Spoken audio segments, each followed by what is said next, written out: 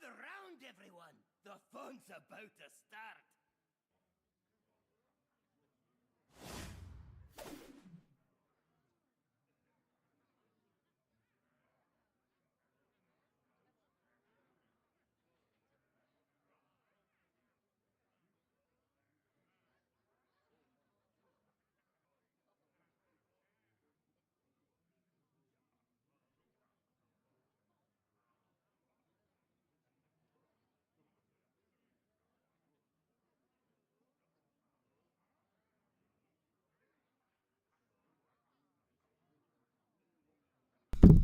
Shit. The stream is on and the racing. The stream. Yeah, fuck the sound. And let's see, Formula 1. The race in Miami have happened maybe some many hours ago. The most amazing thing, Norris is the race winner. Let's see, we should have this one. We go from that to this one.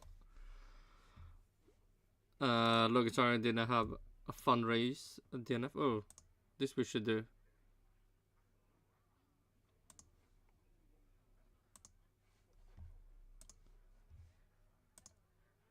We should bring up The moment is. yeah, quite. This we go. Let's Charles Leclerc did have a bad start. Let's see. Most amazing thing ever. Perez tried to do and lose Hamilton and get past the Ferraris, but man, he really. Oh shit!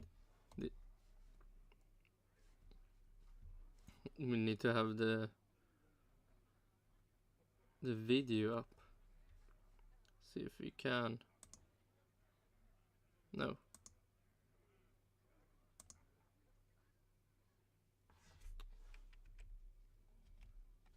Nope. Boring.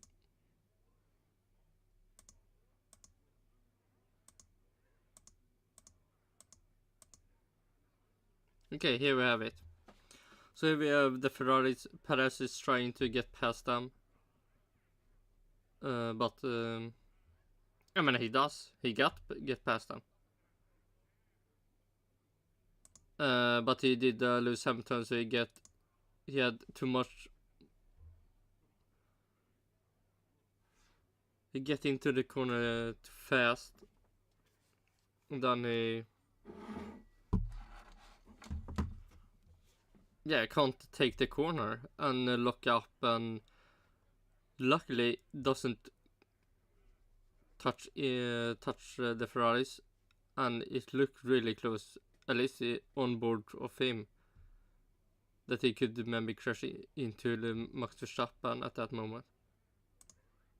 But he didn't, and then he get past, and he lost one position from where he started.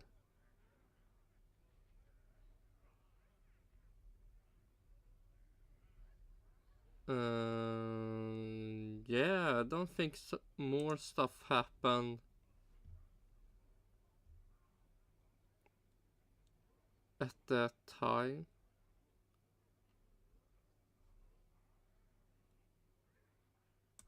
Oh, this is... Oh, fuck me. Do I really get an ad when I'm not watching? This is an interesting moment. Max Verstappen just cut the corner and then crashed into this. Looks so stupid. He's leading the race, and what do you do? Have some apparently fun. But then something really interesting happened. He, for some reason, then later maybe you can realize that why. But he do the pit stop really early. It's like before even Piastri, Sainz, Norris, Leclerc have even been in a pit stop. Max Verstappen goes in and do the pit stop.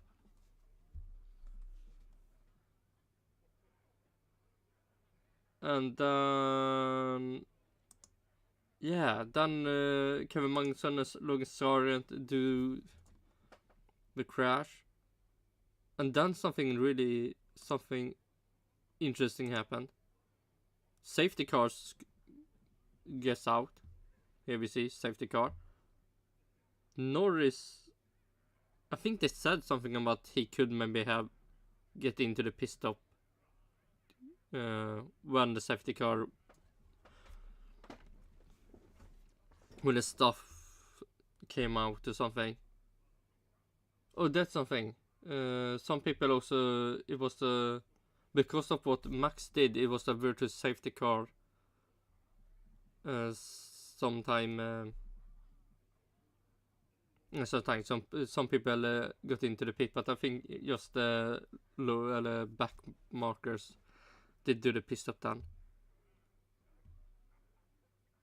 And then what do we have? Yeah, and then the safety car, and Kevin Magnussen, he got penalty for that, so he will soon have a race ban, or probably already have a race ban now. Yeah, I read something, someone got, that I must see, can I find it?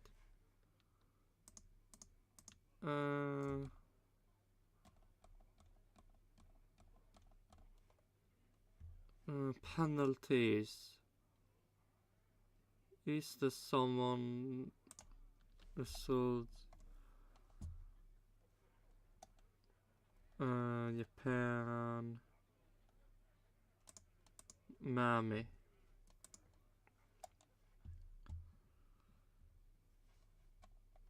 Can I see something?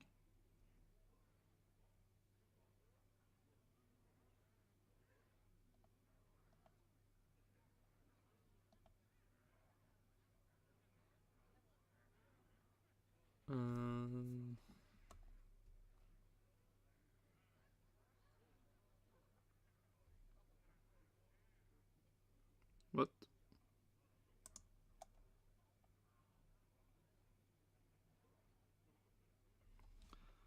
This look weird.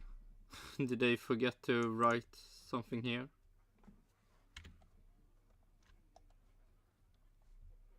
Sorry, Perez and Carlos Sainz, 0 points.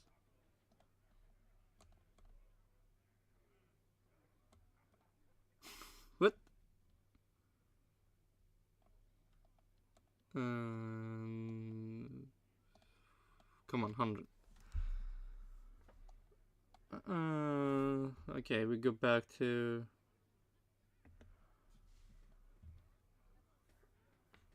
I want to see...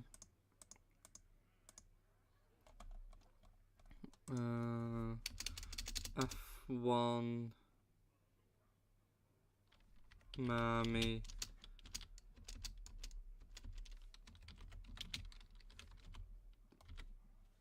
penalties. Okay, Sainz hit with a 5-second time penalty after collision with Piastri. Okay, kind of Sainz.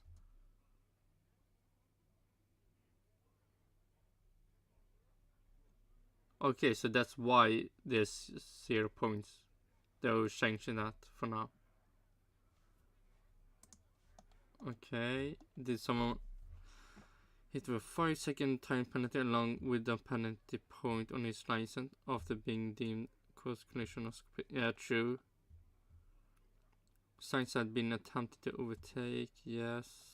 Do we have any more? Like with Kevin Magnussen.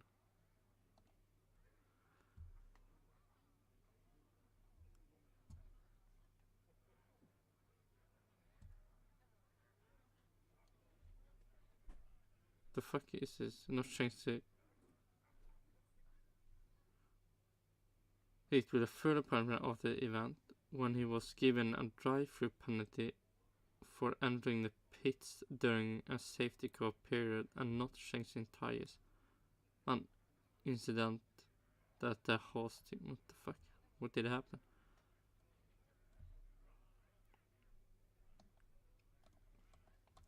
Okay. Okay, but back to... Yeah, so Norris do one more lap, but the safety car is now out.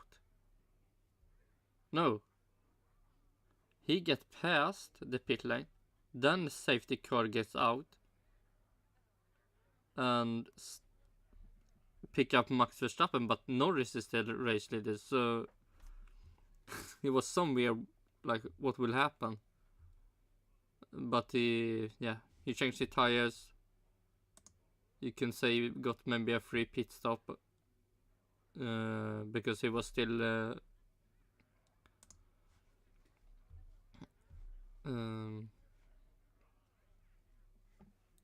fuck before Max. And then what more happened? Yeah, then Norris just kept the lead and he just continue. Only the first lap or after Norris started, Max could maybe get past Norris. But after this corner, he was never close. And Leclerc was close to Max, but then he also fell off. And that stuff with the Sainz and Piastri happened. So Perez got one better position in the end.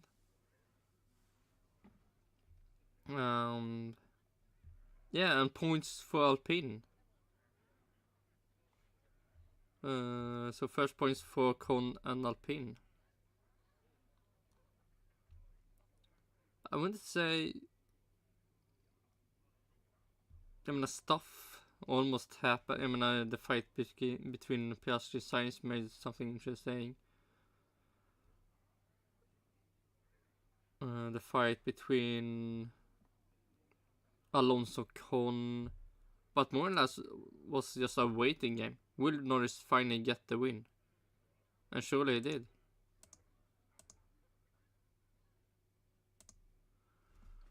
So Norris is finally a race winner in Formula 1.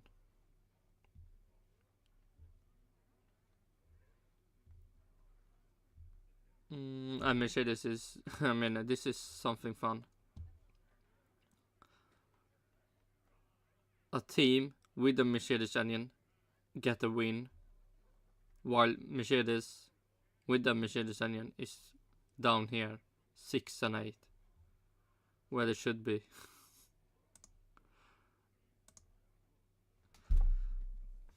Yeah. I don't know if I would say this is a great race, but I would say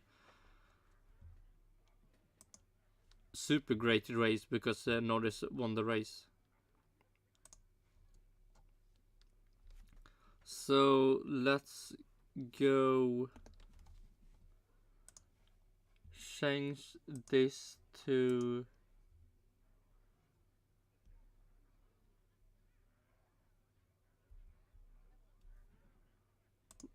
I wanna see what did Norris say? And also, do Hamilton have anything fun to say about their super great car? Let's see, waiting 10 seconds for an ad, and then I will finally hear what Norris have to say of this amazing race. Oh my god. Man, this is a surprise to see. Oh shit, we need to have that. Seeing Norris being up here. Often you see Max first, and then you see maybe Perez, and then you see all the other people. Maybe Norris between here. But seeing him first, that's something new. Okay, let's see what... It's incredible. I don't know what I'm going to say. I just want to smile the rest of the day. And hopefully, I don't know why he got this cut on his nose. If it was because the P2 finished in China, I believe. Yeah, China. The biggest question is how much more damage will he get now after getting a win? Will more of his nose go away? Yeah, it's an amazing feeling seeing everyone. I mean, everyone celebrated this. The Red Bull, the Ferrari, the McLarens, all the people in the yeah, what's that called? No, it's not the paddock, but man, fuck you. This where people are sitting. Fuck me. Everyone is celebrating. Applauding and cheering and seeing the whole team there. I mean, almost. I mean, I wouldn't say that this is something Max almost do this, but I think he do it when the race have been really tough. Almost. I mean, he get maybe past the three guys or two, or just the one guy. But Norris, he gets over everyone almost. They're so happy. I've let them down a few times, but I think today makes up for every moment that we've had together. The ups and downs. Today over. Yeah, man. What Russia could have been. If the rain never came, or if he did the pit stop before Lewis Hamilton. But at least he is a race winner now. Takes everything by a country mile, so just happiness and spreading that happiness and kind of spreading it with my whole team, with McLaren.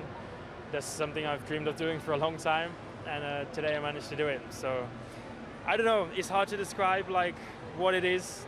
Like, as much as I think of so many things, I'm also just empty. Also, no broken trophy now. That's somewhat good. I mean, that would be something disappointing. The first win trophy he gets, and then he could get destroyed after his celebration. Like, I'm lost. I don't know what I'm going to say. So, just happy. Just, I'm just going to smile and not talk. That's it. The pace is... Yeah, and yeah, Max had some, can you say similar problems like he maybe had in Singapore last year when the car was just not good. But this time it was not good for P1 but good enough for P2. Man, could it been 1-2 for McLaren? And then Charles Leclerc had, I would say, maybe same problem as Max.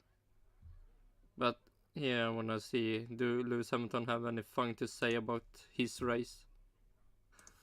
He should have a lot of fun to say. I did struggle quite a bit, unfortunately. I've really enjoyed this weekend. Really? I mean, that sprint race with Kevin Magnussen, no points. But he's driving a Mercedes, so maybe this is actually a good weekend for them. Let's see, what kind of points did he get? Lewis Hamilton, P6, so he gets 8 points. What do he use? What did he have? Can I click here? 8 points.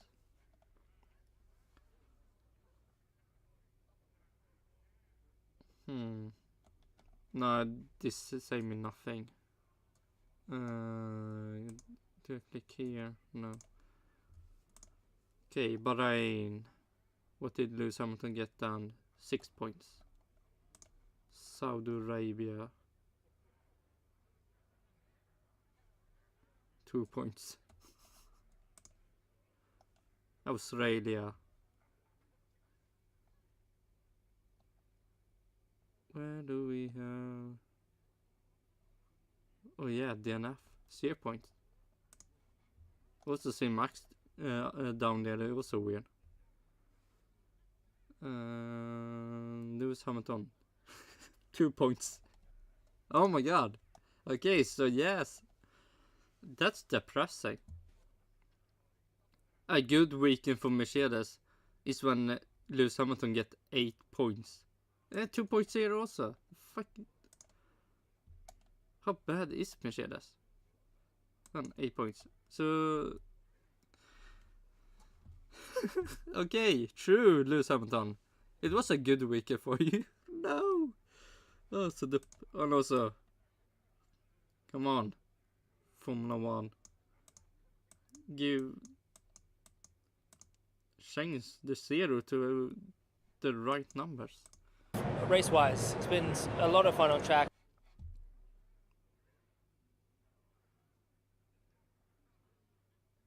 That I wonder.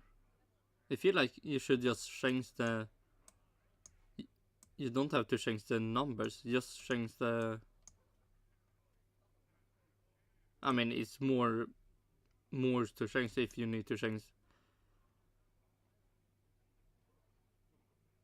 Wait, you still need to. Huh. Still weird that this is not changed yet. Either way, Lewis Hamilton, you had a great weekend, right? It's really great, tough, close battles. I mean, geez, going down to turn 11 up against the wall, wheels locked. I was like, oh, geez, this could be either a big crash into this corner or I'm going by. So I love that I had that. Like it's. Yeah. Oh my god. Yeah. 8 points. A great weekend. Zero fear in that moment. So I'm super grateful for that. And then, yeah, just to be able to hold on to the balls, or to a ball, Red Bull was really quite cool. Great job by my team.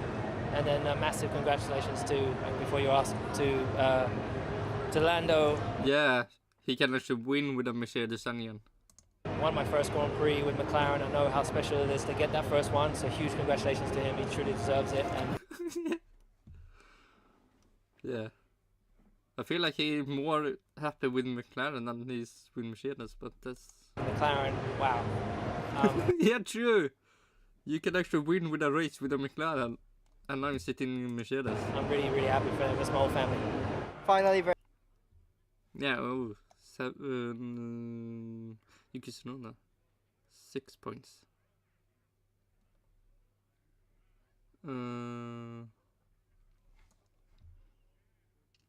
Yeah, I don't think... is there anything more I actually want to hear? Probably not.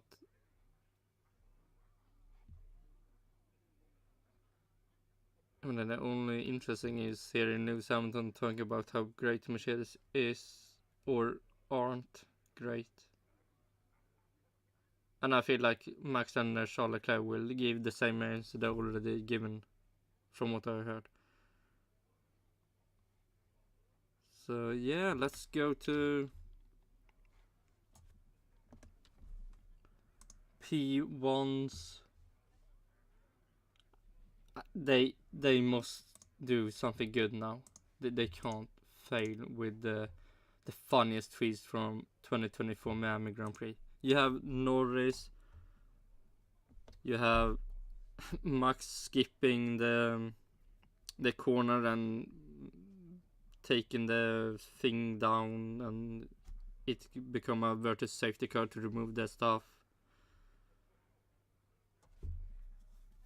You have the safety car out. Norris not behind it, but the fuck do you call it? Not before. Opposite to being behind someone. Then you have, I mean, Ocon, Alpine getting a point could be something maybe.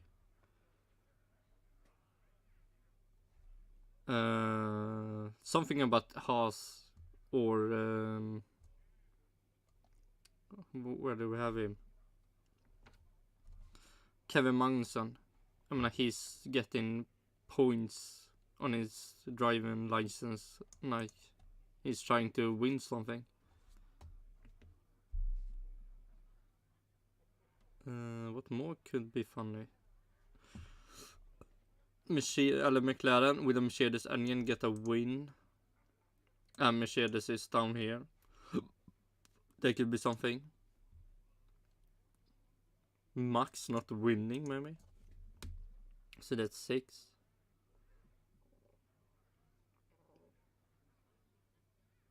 Yeah, let's see what funniest tweets. So he can't fail. He have everything to win with the tweets. If he still makes this lame, it will be amazing, I would say. Death Knight. Nope, I'm on the wrong account. Death Knight, we will not be playing. Warlock we can play. And Warrior. Warlock or Warrior. Ranked matches. We remove this one. Nice.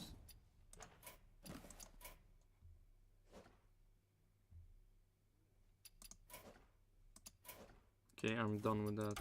Don't make me worried that I'm missing something.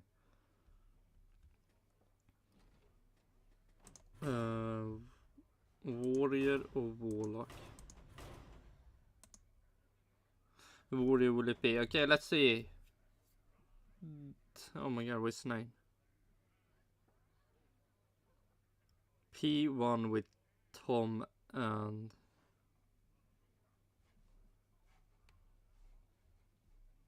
can I see anything? Tom and Math.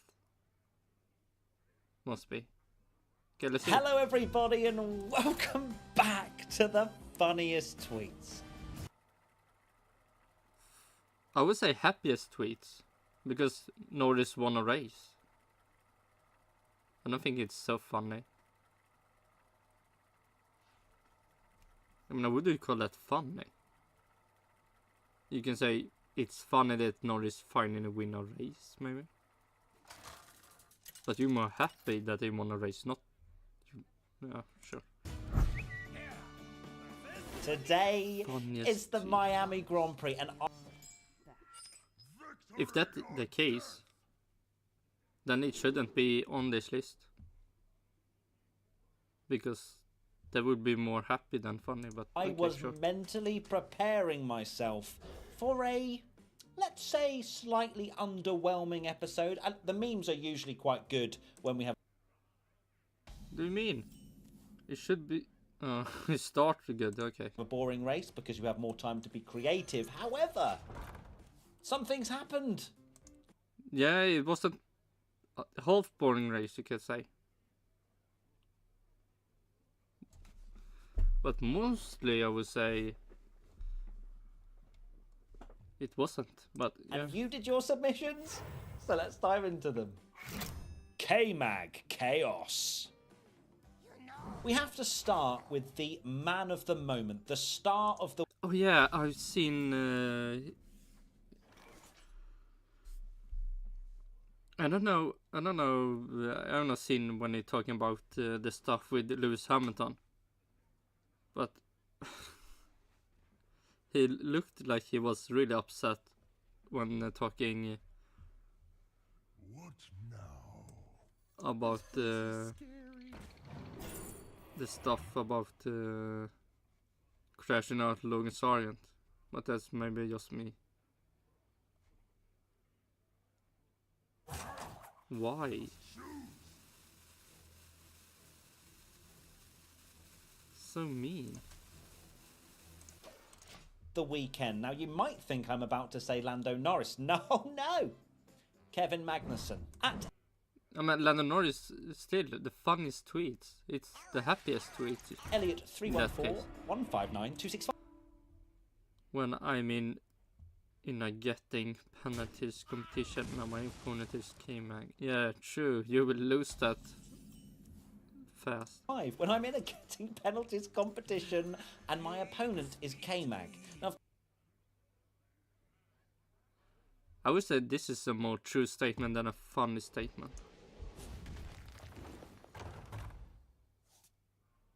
But like always, this is, well, maybe just me. of course, we've had a sprint weekend, so lots of action has gone on, and Kevin has been involved in almost all of it.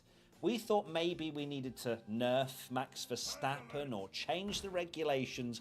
All we need to do is let Kevin cook. Now, I know some of his driving, slightly questionable, to say the least. It is, Tom should maybe look up some history in Formula 1.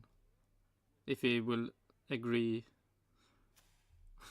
with all the racing some people have done. If he will also be happy with that. But my goodness me, he carried the sprint when it comes to entertainment. And then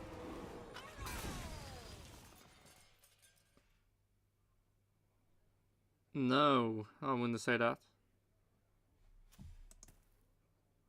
The entertainment of someone ruining someone else's race while you're getting penalties for that, and you're still doing it. Get in there and fight, maggot! I mean, what kind of competition are you looking for? Not the best driver win, apparently. It's the who can ruin your race most will be the winner.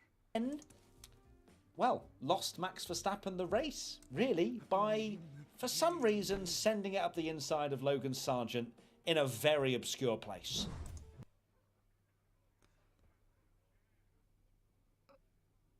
That could maybe be true.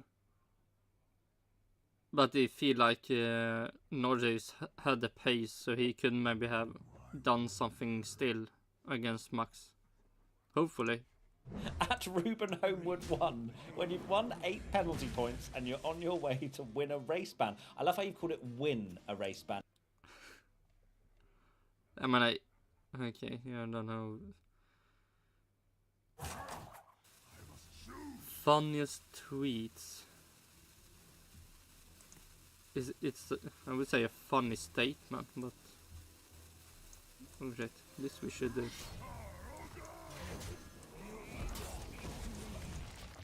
And here, Ruben, but yeah, got a little Viking helmet. The Mr. Bean meme, I am totally here for it. He drove like he doesn't want to drive anymore. And Or it could be something more interesting. He drives like it's his last season, and he want to make it the greatest season for him ever. To maybe get a lot of race bans. I mean, not at the end of the season, but because penalty points, I mean, as of recording right now, I don't know how many he's now on, but I would imagine I think he went in, or at least it was kind of a bit. Holy shit, I'm winning this match really good. What's happening? The bot is not playing good. Difficult to find out how many penalty points he's actually on, and there was supposed to be another conversation with the stewards after qualifying. I don't even know if that was ever reported, but he was on 8, and then he's taken out Logan Sargent. That should mean 11, which means 1 more point and he gets a race ban. At Scorpion TV 15, Kevin is the saviour of F. No, he's not. He's the one that I would say for people that don't want. I mean, if you want races that ends like Damon Hill and Michael Schumacher, that you win a champion by more or less crashing out your opponent. If that's something you're okay with, okay, done, okay, sure. But if you don't like that kind of competition, Then I don't understand what you would celebrate what Kym Magnusson does. Yes. Similar to how What he do. Nicholas Latifi was at certain points. We won't bring up a certain race where he... Oh, why? Why not? This is the most amazing thing ever Latifi did. He crashed out so Max Verstappen could win the World Championship. I mean, for me, it's super amazing. And a lot of Lewis Hamilton fans should agree. It was a great race. The ending was amazing. 2021 Abu Dhabi. I mean, it's like a K-Mag ending. It's what K-Mag would have done to make the race fun. Changed everything. But yeah, K-Mag just drove... Like he said in the sprint, didn't he, that he was just trying to do it for the team. Driving aggressively to try and keep Hamilton behind.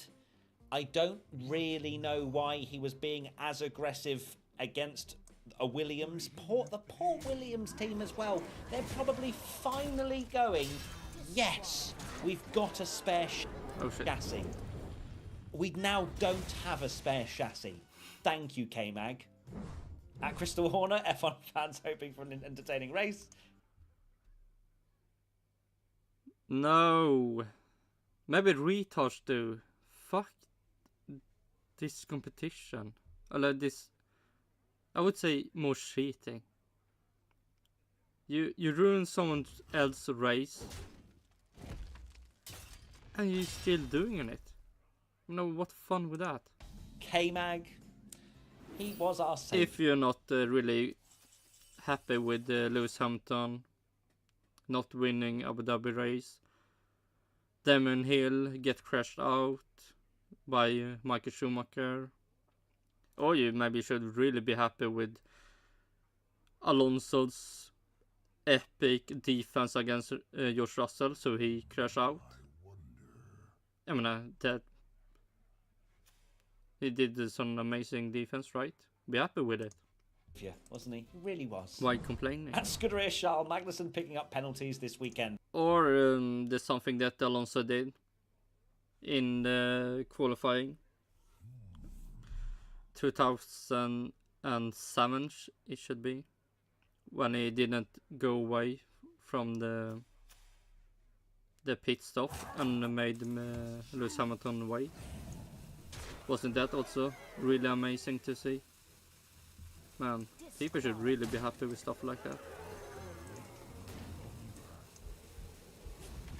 Oh wait, people get penalties after that? Maybe there are bad things people do in the race that you maybe shouldn't.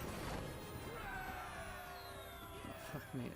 And also, funny tweets. Even more depressing tweets that this person is still in Formula 1. Now, he was actually brought to the stewards. Yeah, I wonder why. Because he's doing so great job in Formula 1. He gets celebration, podiums, awards of his driving. No, he get penalties. What does that mean? He do something wrong. Fuck me. To talk about his unsportsmanlike behaviour. Oh, what? What do you mean? Can you actually get penalties for that? Why? Just crash your opponent out. It's amazing. You get more points and your opponent doesn't get points. Shouldn't that be amazing? Which maybe his interviews with the TV and the press didn't help, where he was saying it's not the way I like to drive. But then what probably worked in his favour is that Hamilton didn't really have anything against it. And when we look to today... I mean...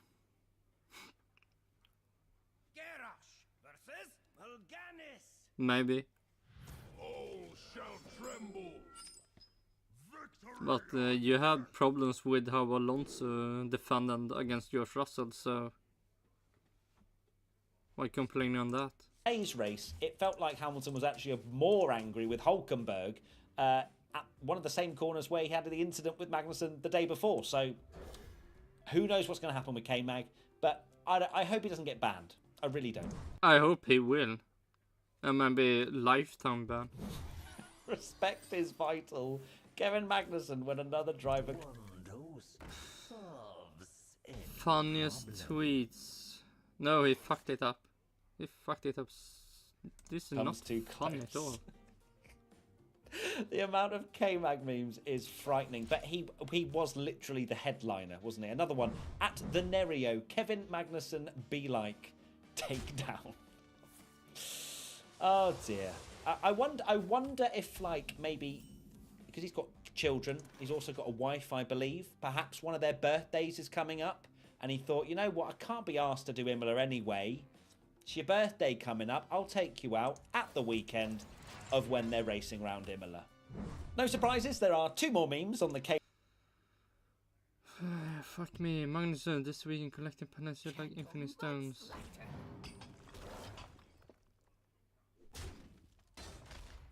Mag, and also, this is still the funniest tweets from 2024 Mammogram.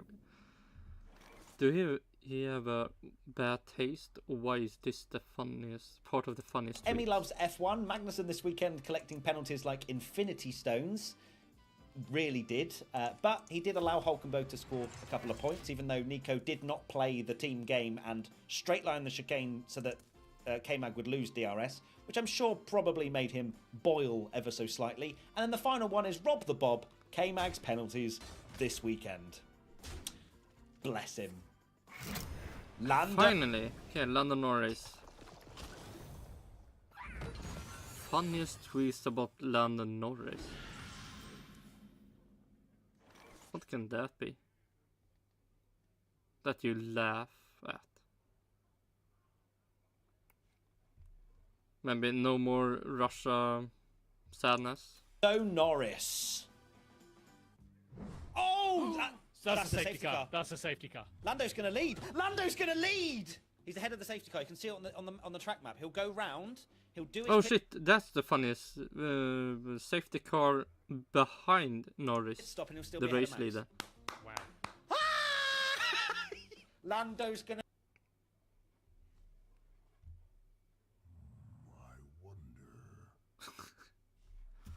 Oh my god! Could this be like the famous Star Wars Episode 9?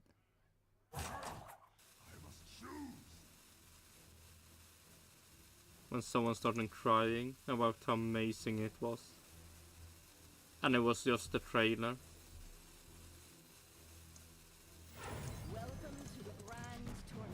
Going to be leading with less than half the race to go. I'm going to have a heart attack. Max is slow. God, I've not wanted anyone, apart from Charles Leclerc in his first victory, to win more their first race than Lando right now. Please. Into the last corner. Lando Norris. You're a Formula 1 race winner. Come on. We're now on to the segment that Man, that was annoying to listen. Mostly because I heard it just on one side. cannot wait to talk about. Lando. What the fuck? Oh, I hate this card. Especially if I'm playing against a retarded bot.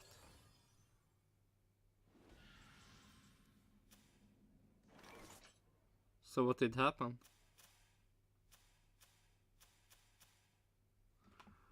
A secret, I got buffed. He got his minion return. Restore 8 health to a damaged character. Save any access in a 1 cost bottom. Okay, nice.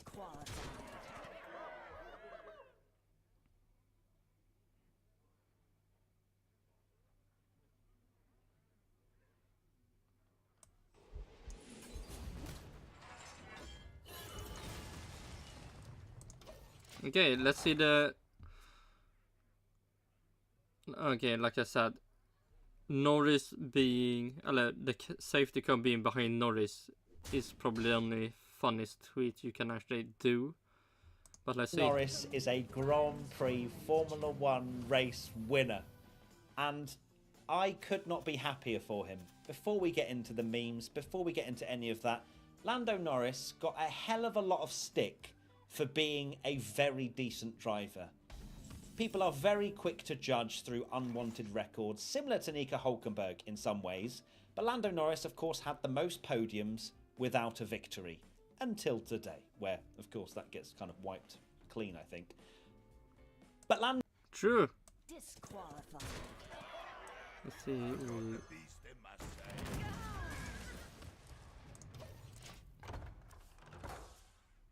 Look like we can maybe win this. Lando outdrove that car on so many occasions. Yes, he has... Yes, but we can also say Max didn't have a great car this made weekend. the odd mistake.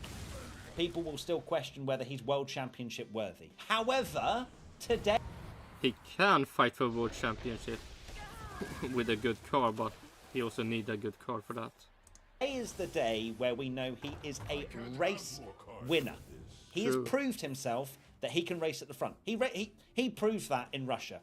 I'm sorry, anyone that denies that, it was a 50-50 gamble. Lando Norris has finally been able to shut all the haters and the critics.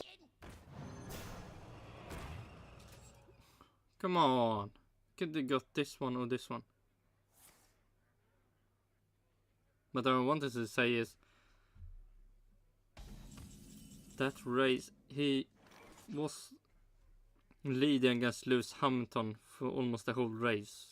So I don't understand why would you question what Norris can do. Sizes out there that he is Probably Lewis Hamilton's fans. someone that cannot deliver at the highest level. And I am so happy for him. I was smiling ear to ear, and I was very nervous as well in the last few laps. But when he came across the line, and you saw how much it meant to him when he got out of the car, it was a very, truly special moment. At CLN_. Wait, what? Did I give him a draw card? Where is the secret there? When the enemy places a card on the turn that it entered their hand, the copy the cost. Okay. The fuck did I play? It must be that one. Yeah, it was. I drew a card, got it, played it, and drew this.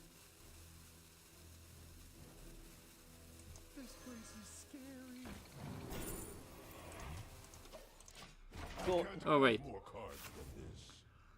I'm seeing a pattern here. Oh,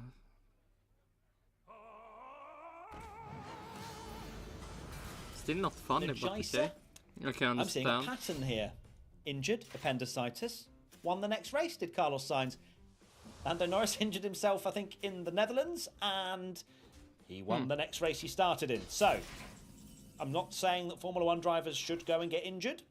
However, But they should. an appendicitis surgery might well do the trick. This one's great. Jan understands.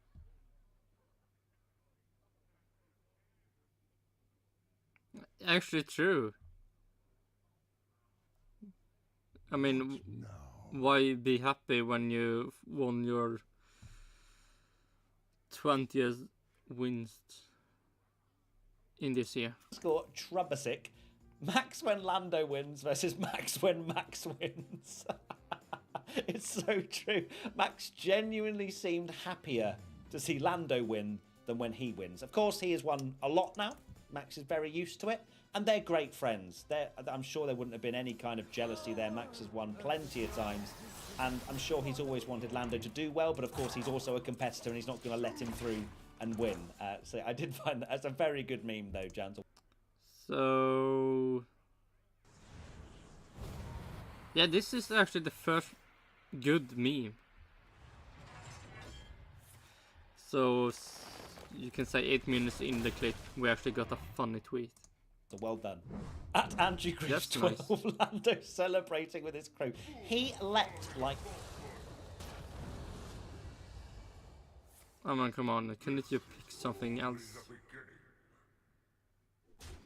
That's more funny. a salmon over that Parc Fermé barrier, straight into about 20 engineers. It was like he'd just won a Formula One race and there was no wait. He just flew. And then I was like, oh no, please tell me there isn't like a rule where he can't go and do that until he's been weighed. Or, you know, maybe, you know, just all these, you don't want anyone to get a penalty, especially Lando Norris when he just won a race, you know what I'm saying? But it was a very cool moment. And I think that was when it properly hit him, where he saw all of the people he works day in, day out with, so buzzing for him. And not just the mechanics, every driver pretty much was very, very happy. I loved Lewis Hamilton's little onboard that he had when he came alongside Lando and was literally fully clapping. I didn't see it, but the commentator people mentioned something, do something. The fact Lando had just won. It was such a heartwarming moment, and one that...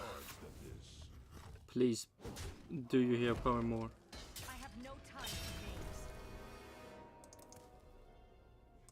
Yeah, I will remember for a very, very long time. At Harvey Lim 864, McLaren. I mean, this is not funny. Why would this be funny? Piastri out of the points when Sainz ruined his race. Fans, Piastri out of the points, Lando win. I think this is a good opportunity to just talk about Oscar Piastri very quickly. He drove excellently. That was his best race, flat out. I know Qatar obviously won the sprint, but as a main feature normal race, and I think just generally as a race anyway, that was his best performance. He was driving so unbelievably well, managed to get himself into such a good position in P2. And then, of course, with that battle with Carlos, it didn't work out. But Oscar should, I know he probably won't because his teammates just won the race and it will be mixed feelings, but he should take a lot of pride in how he drove the Miami Grand Prix, because it was that one thing that we've always been talking about was, you know, can he deal with the race pace? Can he keep the tire? Oh my god, really?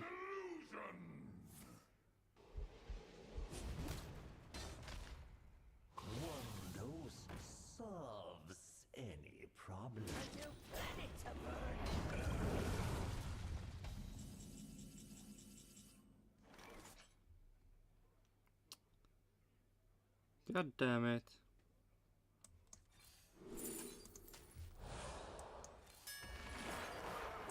Tires in a good window. This race was very difficult on tyres and he did amazingly well. So Oscar, thumbs up, but it is a little bit sad for him. Snabb och gratis hemleverans på Amazon.se och oemotståndlig underhållning. Gå med i Amazon Prime för 59 kronor i månaden. Det finns hushåll i Sverige. Förra året var det som flyttade. At Rihanna_M, me watching Lando doing fastest laps 3 seconds in front of Verstappen, and there's an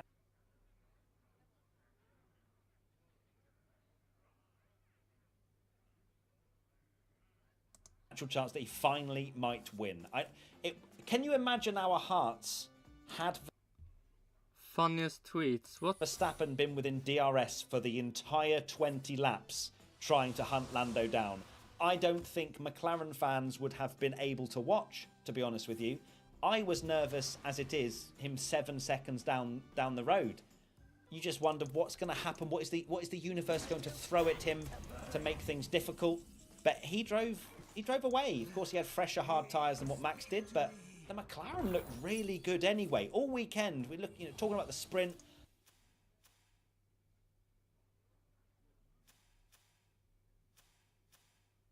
No, god damn it. Man, I wanted to... That could be so much... Nope. This place is scary.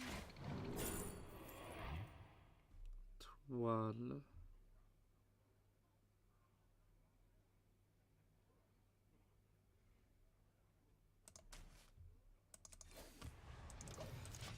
Lando's maybe thrown things away, or McLaren haven't got it right with how they were warming the soft tyres up on quali, whatever.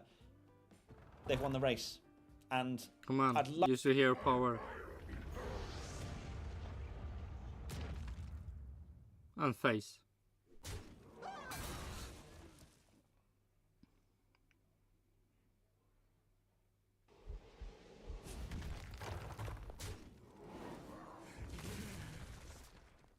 And now it will 100% be face. Like to think and dream that maybe, just maybe, this wasn't a one-off and the McLaren have smashed, what, 10 upgrades on Lando's car or something ridiculous, and it's working, but I think it was also quite unique conditions with how hot it was, and also Miami is not a conventional track like Imola is. At This Is Kush, Lando dodging commentators' curses, the amount of... Still not funny. Come on, give me some more live funny on Twitch, stuff. Mappy1 Tommy. If you haven't joined us for a watch along before, Crafty was saying so many things with like 10 laps to go about Lando winning, and the amount of shut-ups I saw in the chat was crazy. But he dodged them and he won the race. At Alex Humphrey _33, this one makes me feel very good. They can't call him no wins anymore. Oh, it feels good. Nope, Shouldn't still have called not him that funny. anyway, but I'm now glad they can't. Honourable mentions. 3, 4, 5 red lights.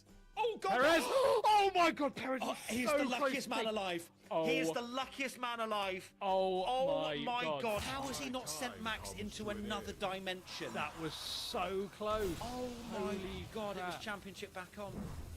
Right, we're now into honourable mentions, where just everything else Nah, fix the sound. doesn't really fit into a segment go. And the first one is Ticey46, Max seeing the first corner replay.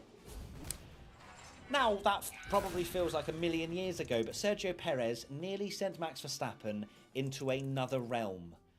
He missed that car by centimetres.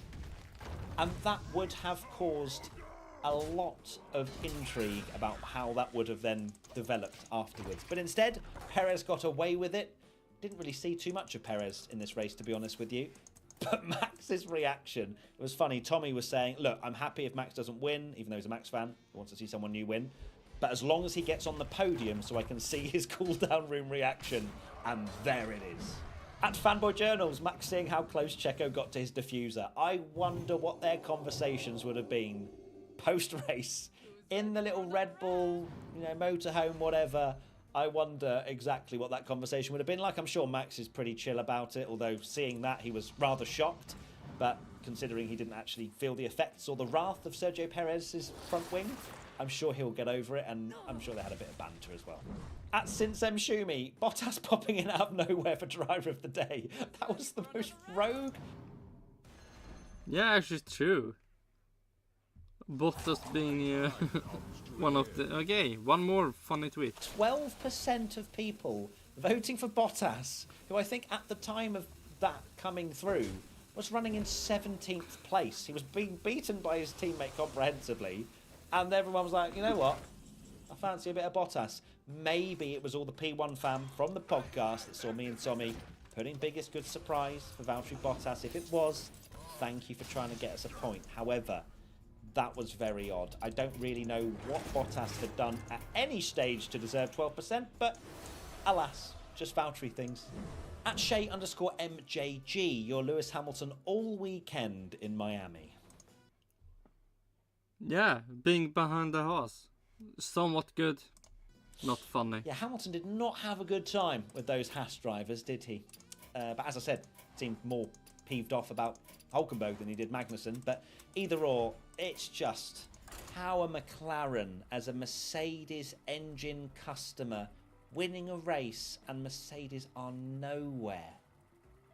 What is going on at that team? True. Honestly. At turn to page 394, Checo at lights out. That is actually a fantastic gift. I mean, very dangerous, but to actually visualise what happened, that was actually true, but funny. And what Sergio Perez did. Not only just missing Max, but also nearly wiping Carlos out, had Carlos not seen him at the last second as well. So Checo got away with that one. Just going to throw this on in anyway. I know we've seen it, but it's a zoom in at KUPay695. When your teammate sends it and almost takes you out in the first corner. That's... that is such a funny picture of Max. I had to include it. Something that's more funny, let's see if we can get, is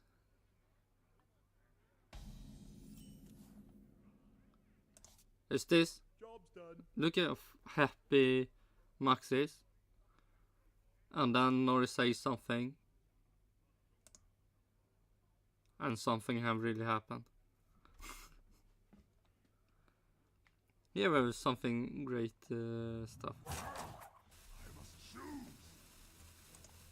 I'm sorry. At Keish P22, us to the drivers in the final few laps. No fighting, no effing fighting. It was so true. Myself and Tommy found ourselves, and everyone in chat, going, stop fighting. Oscar, this is for 16th place. Your teammate is literally winning with 5 laps to go. Stop fighting Daniel Ricciardo as if your life depends on it. Sure. If a safety car comes out, we're in big trouble, okay? And even McLaren went over the radio, didn't they, to Oscar and basically said, calm down, Lando's winning the race, okay? I'm sure he was probably a little bit annoyed, Oscar, which is fair enough. And I'm so glad he did not cause a safety car. Although it felt like there was so much side-by-side battling in that midfield in the last 10 laps that you just thought it was inevitable. And Daniel Wittenboo 1 voted for the true GOAT.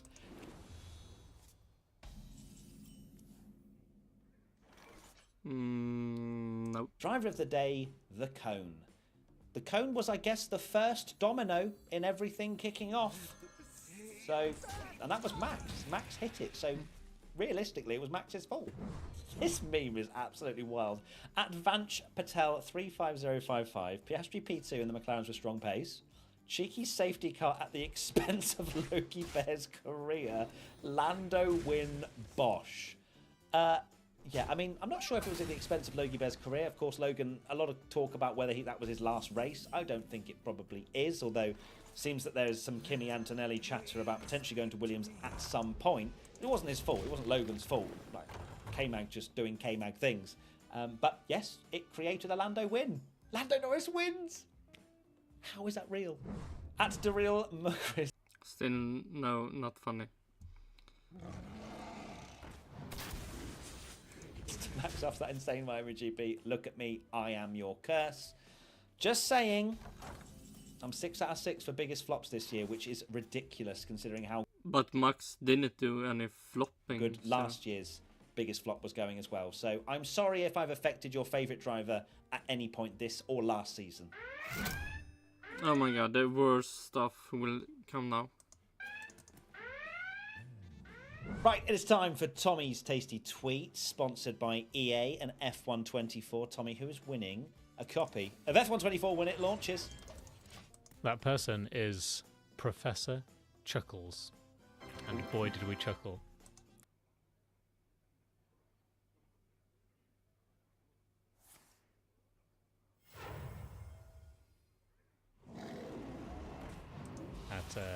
At this meme, because it is no, this classic, is not funny.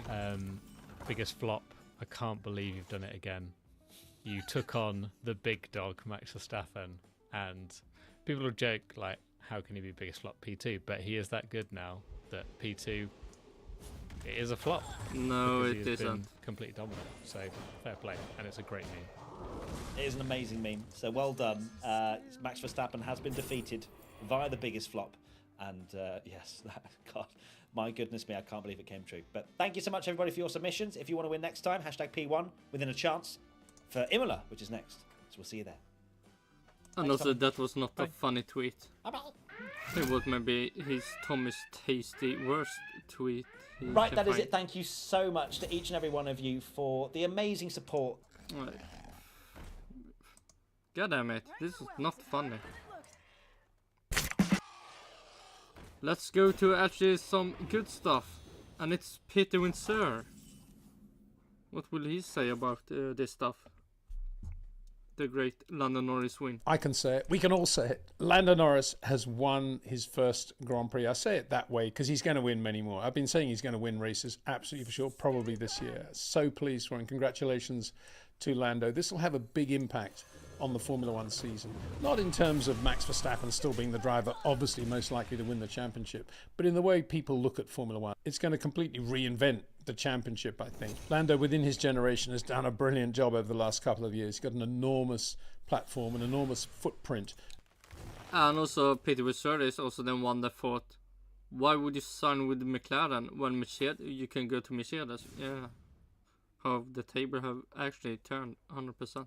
Around the world, and now he's won not only a Grand Prix, but he's won the Miami Grand Prix. If there's a Grand Prix you're going to choose for Lando Norris's first win, you'd say, yeah, Miami. It's pretty cool, isn't it? The United States, Wow, what a result for him. What a result for McLaren too, because Oscar Piastri incredibly strong in the early phase of the race, passing Charles Leclerc, looking as if he might put a bit of pressure on Max Verstappen, looking as if he might actually somehow or other maybe win his first Grand Prix in Miami. But it didn't work out for him. He had a contretemps with Carlos Sainz. He got some wing damage, had to come in for another set of tyres. He did set fastest lap, however, so there's some consolation there. So, and maybe took 1 point from Norris. What a day for McLaren Mercedes. The Mercedes customer team, gotta say that. Don't know how Mercedes factory team will be feeling after another fairly unremarkable race for them. Anyway, let's try and put Lando's win into some sort of shape. For me, one of the most significant elements of Lando's weekend was how well he qualified yesterday, how well he recovered from what was a disastrous sprint qualifying and then, of course, the race. He didn't qualify well for the sprint qualifying. They didn't get it together in Q3. And then in the first corner of the sprint, I think he could have left a bit more room. I think he could have gone a little bit wider. Maybe he was a bit worried about everything after what had happened in China in turn one. I don't know. But he caught Lance Stroll and that was it, and he was out. So that was a difficult thing. But then he dug deep. He dug really deep, and he qualified 5th, just ahead of Oscar. Yeah, and also one thing is funny. He ruined his sprint race, get P2. He get crashed out in the sprint race, he wins the race. So him doing bad in the sprint race is now definition. He will do a good race. Have a good race weekend. His teammate. And that was no easy thing. Fuck is this? Just sad joke.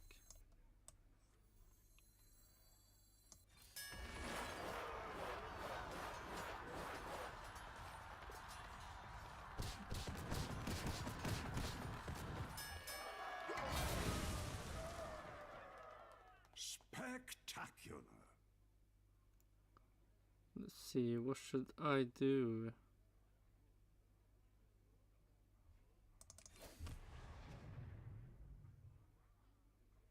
Probably nothing.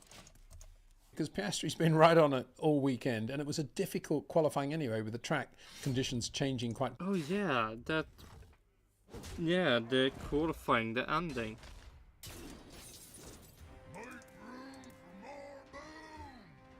Also, I hate this making your own forged weapon. Like, make retards have a fun game, yeah, sure, fuck them. So fucking boring. But yeah, they didn't improve the second lap they did. Dramatically as they went into Q3. So Lando qualified 5th. He'd be very happy with that. Very, very good for his confidence. And that meant he was starting on the clean side of the grid as well. And he made a good start. Sergio Perez, I guess from Lando's point of view, thank you very much, Sergio, went into turn 1 too quickly on obviously medium tyres that weren't fully up to temperature. That helped Oscar Piastri probably more than it helped Lando. But that was a good start to the race from McLaren's point of view, because both drivers felt they had grip and balance, and it was only a couple of laps. I had to look once or twice at the top speeds. I couldn't believe how quick they were in a straight line. Oscar and Lando were doing 317, 318 in a straight line, without DRS, of course. At the front of the race, Max Verstappen, who made a clean start and was now leading Charles Leclerc, and at that point you thought, wow, it's going to be another Max Verstappen. Let's see.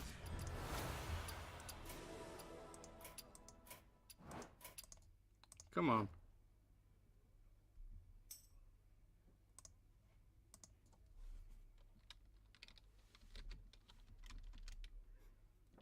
Let's see, what should I write?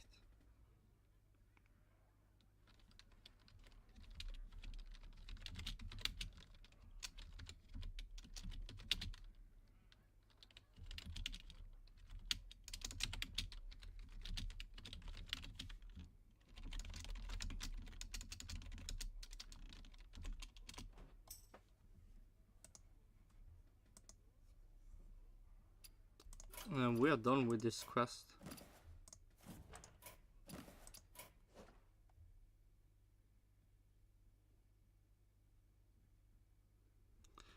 1 win we got. And tomorrow we can remove this fucking brawl stuff. Now look at this. Fucking Charles Leclerc race, Max just sort of taking his time, and then when everybody else has tired egg, he'll just start.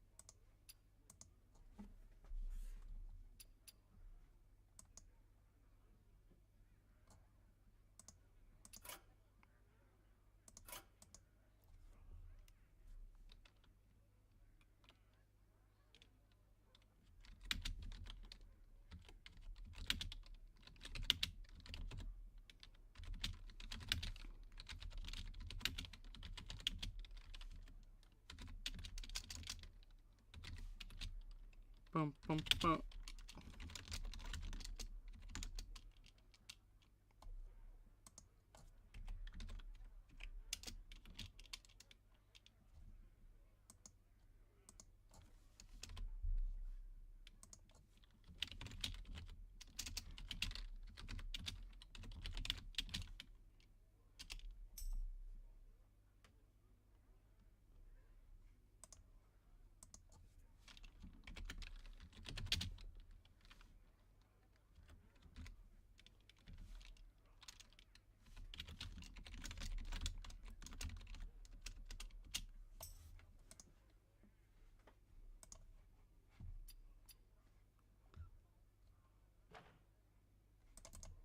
Oh, back to pit return. That's what it looked like in the first few laps. Max was only doing 3:09. I mean, that is a big difference in a straight line, bearing in mind how quick the Red Bull normally is in a straight line. So then we cross-checked to Sergio Perez, and he was doing 3:17 when he wasn't in DRS.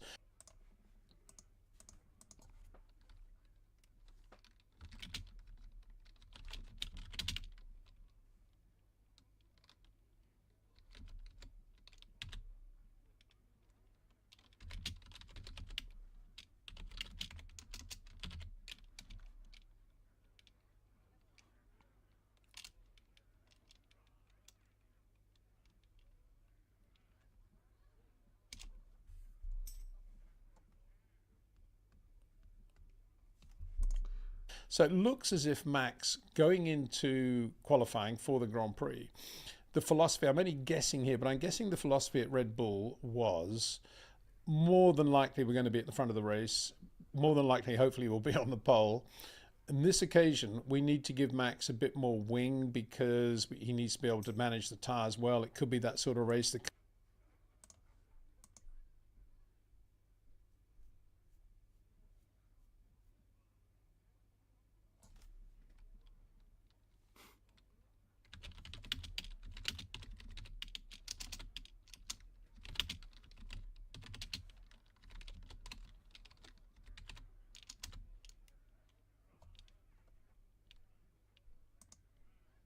Let's see, it can't be good.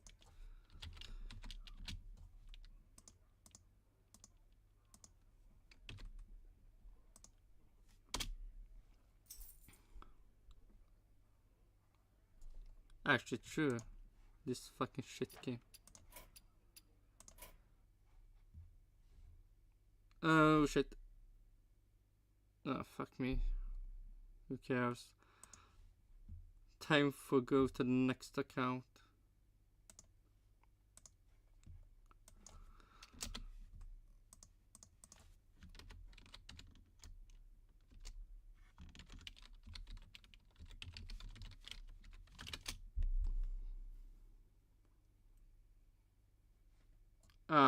Dude, fucking more quests. Fuck me, I hate.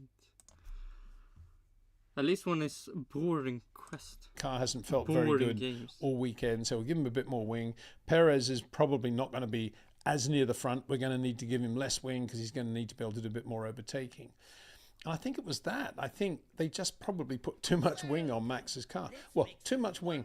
The point is that with the wing they had, it didn't actually give Max the race car that he's normally used to having. But we're going to... This one we can play the Death Knight. Probably win nothing. But stop giving this shit quest. Ranked on this brawl also need to be removed. Let's see. I think I didn't win anything with it. Yes, to just be sure. Let's go to the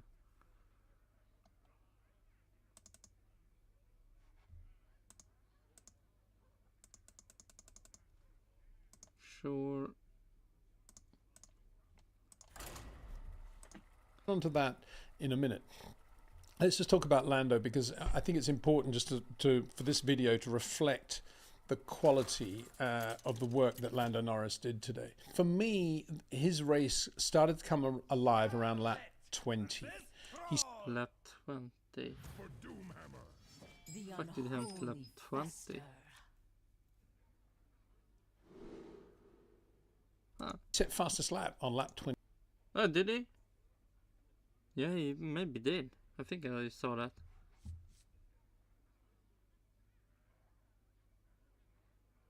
Huh.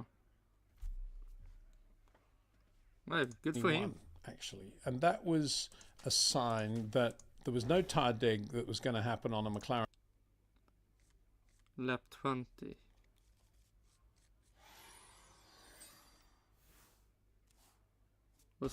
Was it close to when Max went into the pit stop?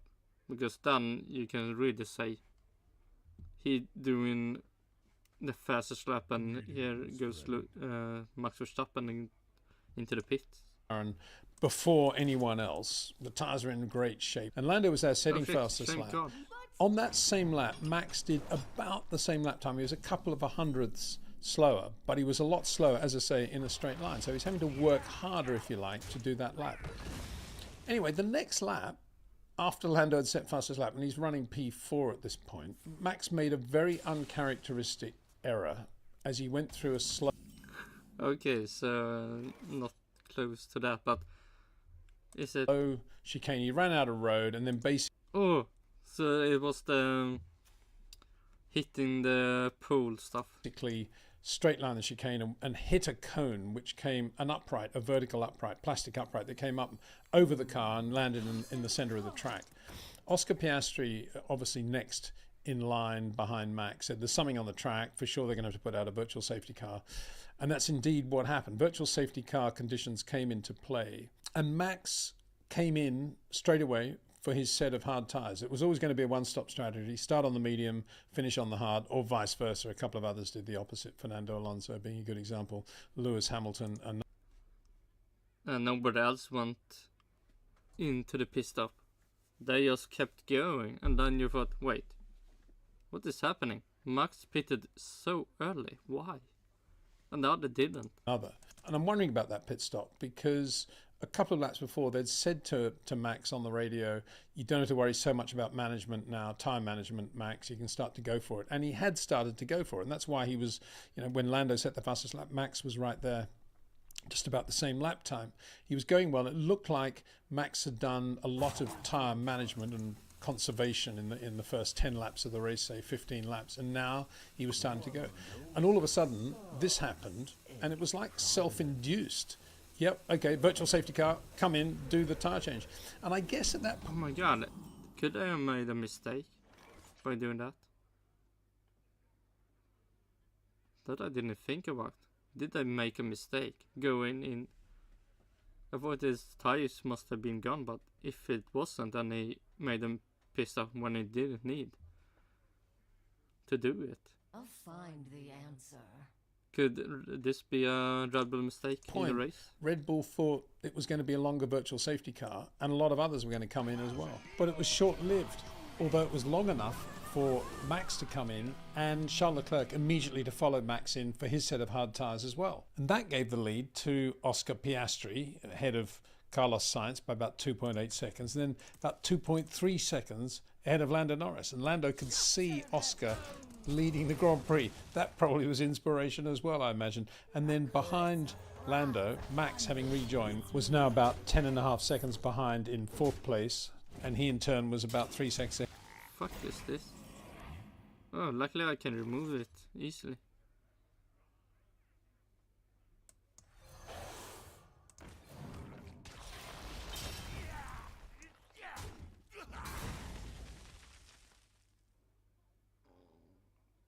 Could that have been a misplay? I can't hear you. Ahead of Charles Leclerc. Oscar was driving beautifully, looking like a guy completely in charge of the race, calm. When he was driving with Charles Leclerc, racing with Charles Leclerc, it was quite interesting because I've been saying quite a lot about how Oscar's been getting into the corners nice and early and really starting to work on that part of his style, and he gets these short corners pretty well now. But actually, when he was with Leclerc, it was quite interesting to see that Leclerc was actually even earlier into the corners than Oscar in most situations. Some of that may have been Oscar just, you know, I want to use all the road here. I don't want to make any mistakes. I just want to make sure I do everything calmly and smoothly. But it was interesting that Leclerc still looked very, very good, very sharp, even though the grip level on the Ferrari wasn't great. Anyway, I just wanted to make that point about the style. So now we're left with a situation where Max Verstappen has made his pit stop, and he's basically, if you look at him in relation to Lando Norris, he's basically about 10 seconds now behind Lando Norris on the road. He's on, albeit on a new set of hard tyres, and Lando's still on his medium tyres. Max quite clearly is going to be, of course, ahead of Lando when Lando does make his pit stop. And the interesting thing then is that Max doesn't fly. Indeed, Lando Norris sets another fastest lap on his now very old... Nah, so boring.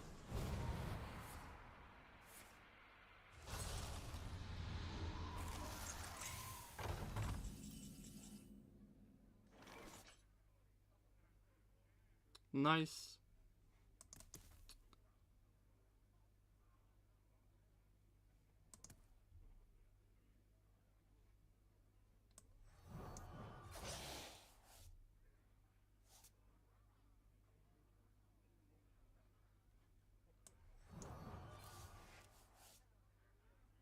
Oh, actually I can play.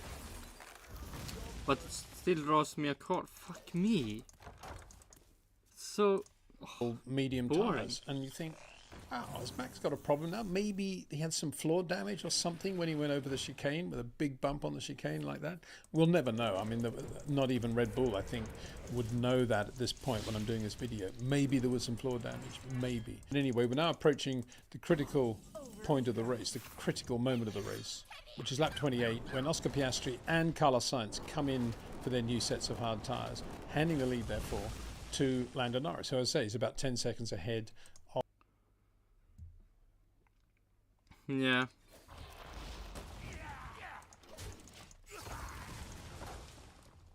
So, I mean, good for Norris. He then can just cruise to victory. Of Max Verstappen. Following lap 29, Kevin Magnussen again gets involved in another incident, this time with Logan Sargent, going into the quick corners after turn one. In the end, he got the penalty, but there was room there where he was. To me, it was almost a racing accident. I don't think Logan had any idea that Kevin had put his car inside his, but because Logan was on the outside, inevitably they gave him the benefit of the doubt, and it was Kevin that got the penalty. Anyway, that resulted in damage to the cars. That resulted in... Wait, what the fuck did that do? Give all you mean you take equal to the cost. The fuck am I playing against?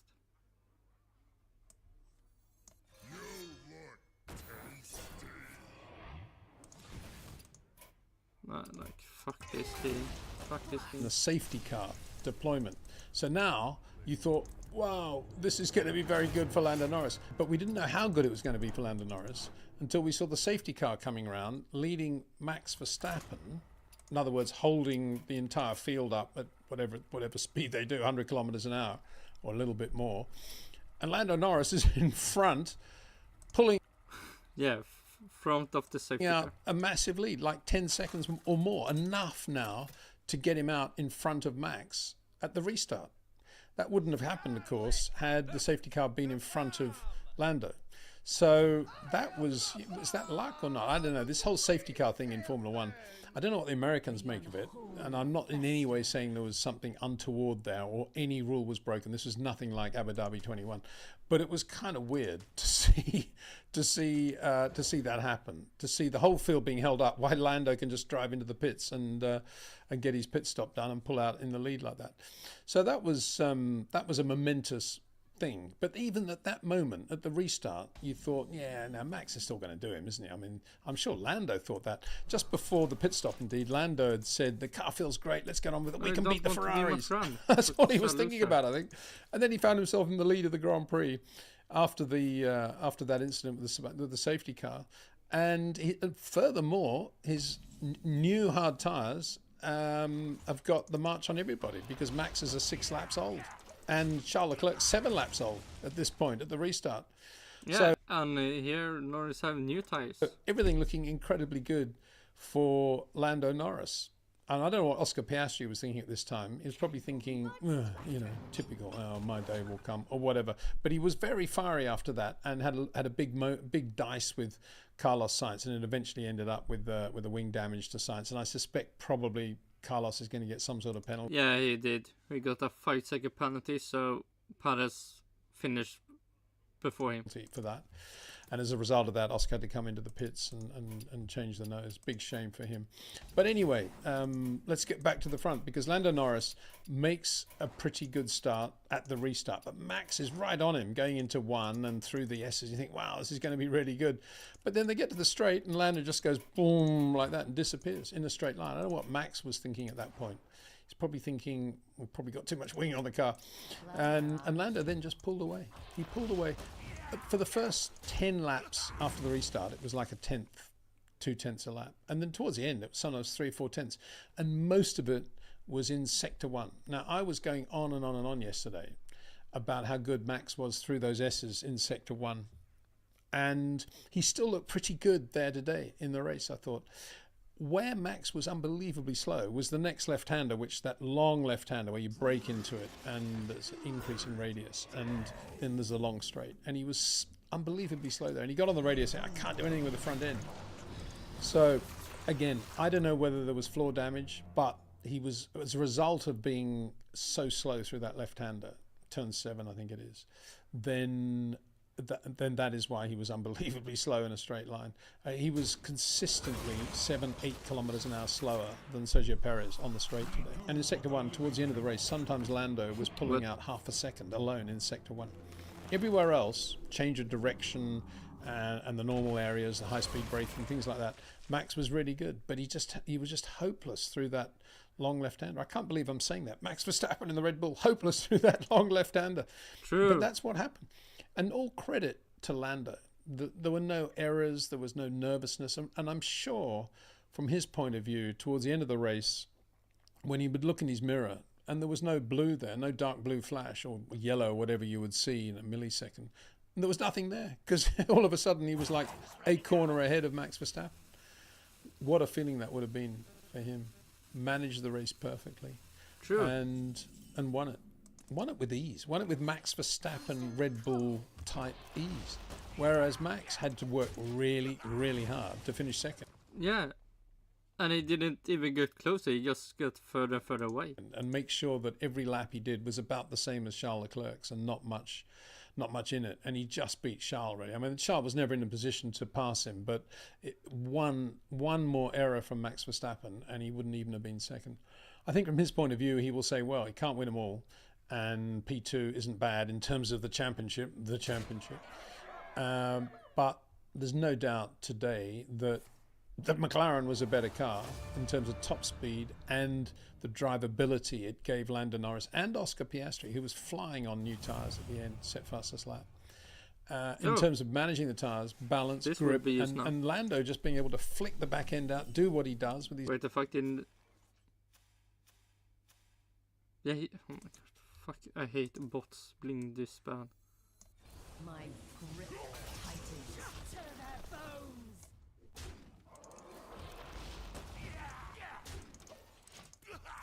These slightly long corners, graceful, made me think a little bit of that that time at Po when he was in Euro F3, and he was unbelievably quick. And then I think the suspension, there was a wishbone broke or something because he'd clipped something very, very finely in the early laps of the race. And I remember chatting to him after that, and he was absolutely soul destroyed. But he just loved that. He loved Po, and he loved how the flow of the car that he got into it reminded me a little bit of talking to Gilles Villeneuve all those years ago about driving at Trois Rivières in the Formula Atlantic car. And when I was watching Lando today through the tight bits, particularly at Miami, I was just thinking of that. You know, this is the Lando that was so fluid and is so fluid as a racing driver, and the way he drives and the way he... Wait, what?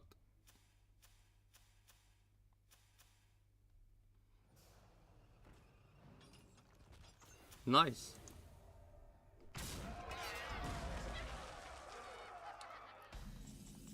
Fuck is this?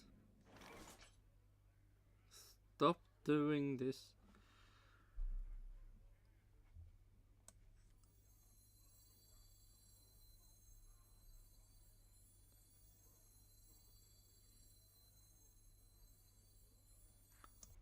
I'll find the answer. Oh shit, I can do this easily.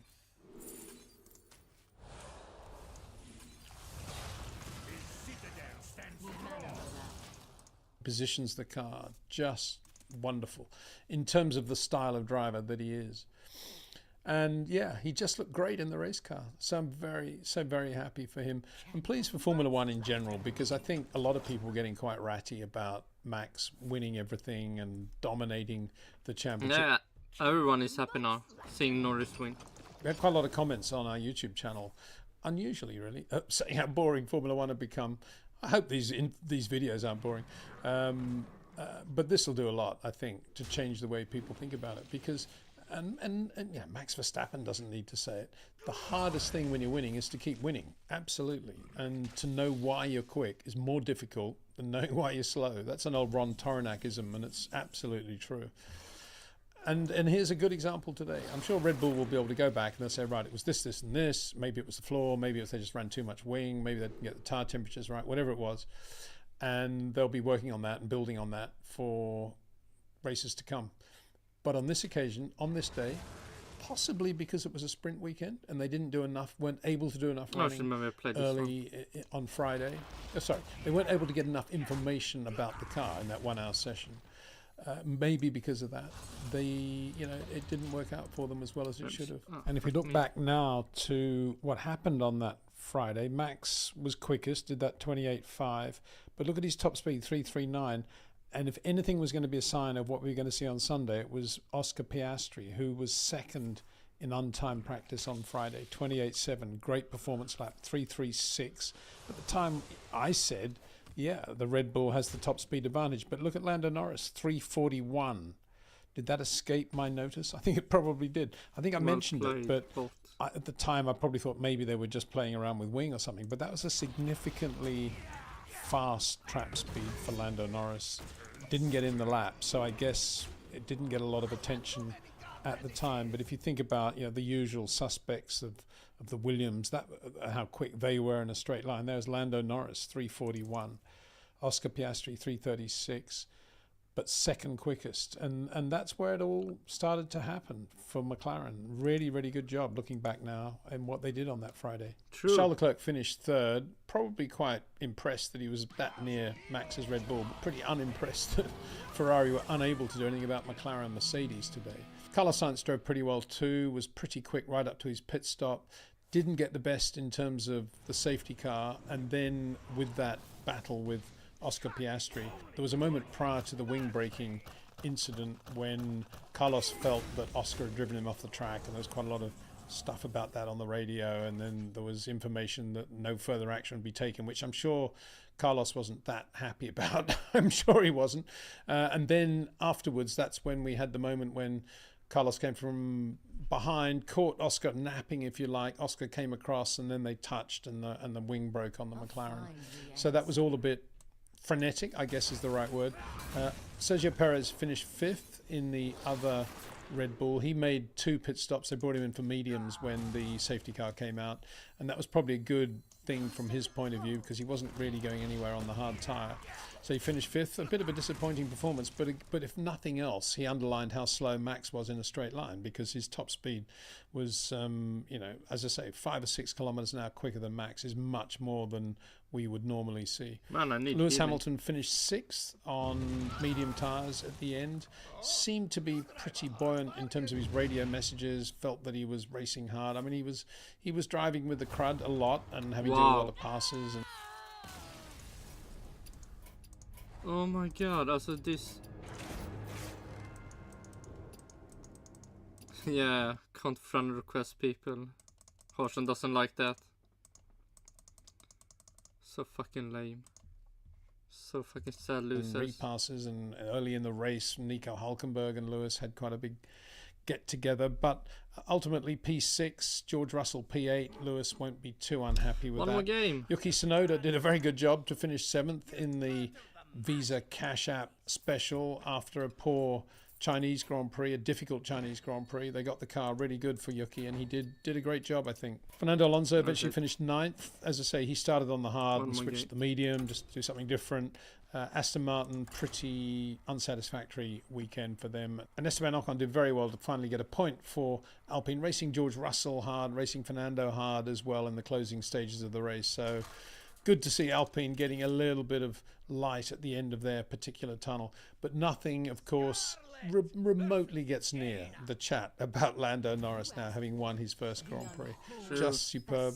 Congratulations again to him, to all at the McLaren team and the work you've done. I'm thinking particularly of my mate Piers Thin, who's running, I think he's running the factory, the company really, the whole thing. Son of Sheridan Thin, my colleague at Williams all those years ago. Congratulations, Piers. A lot of this is on your shoulders as well, I think. So let me finish just by saying the words again, because they sound so good. The Crypto.com Miami Grand Prix won by Lando Norris in the McLaren.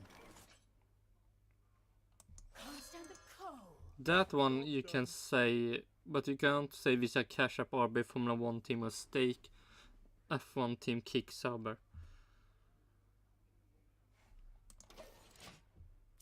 GP for Williams, 375 GP for Rubber Racing, 50 star for Junior to the 5th.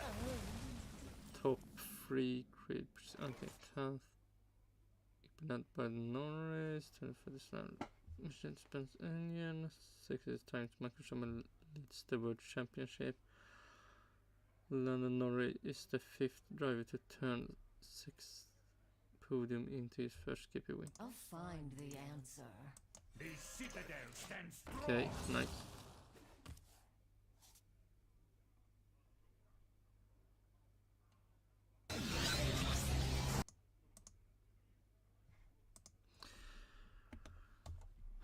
Let's see.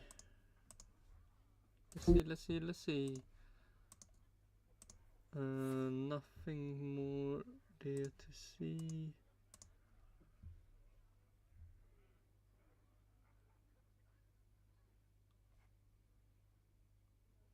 Oh, we have I don't wanna see. Oh. På Q8 kan du ladda smidigt både med betal. God damn it. Was so interesting to watch it that I did so much fast with it.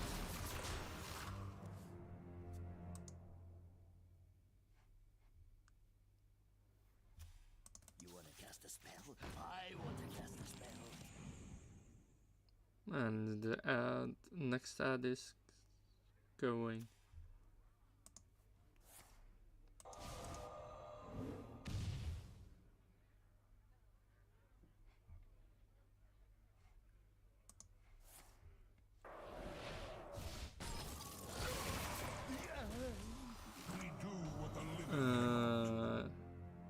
I should. Yeah, we can wait with that. I still have the.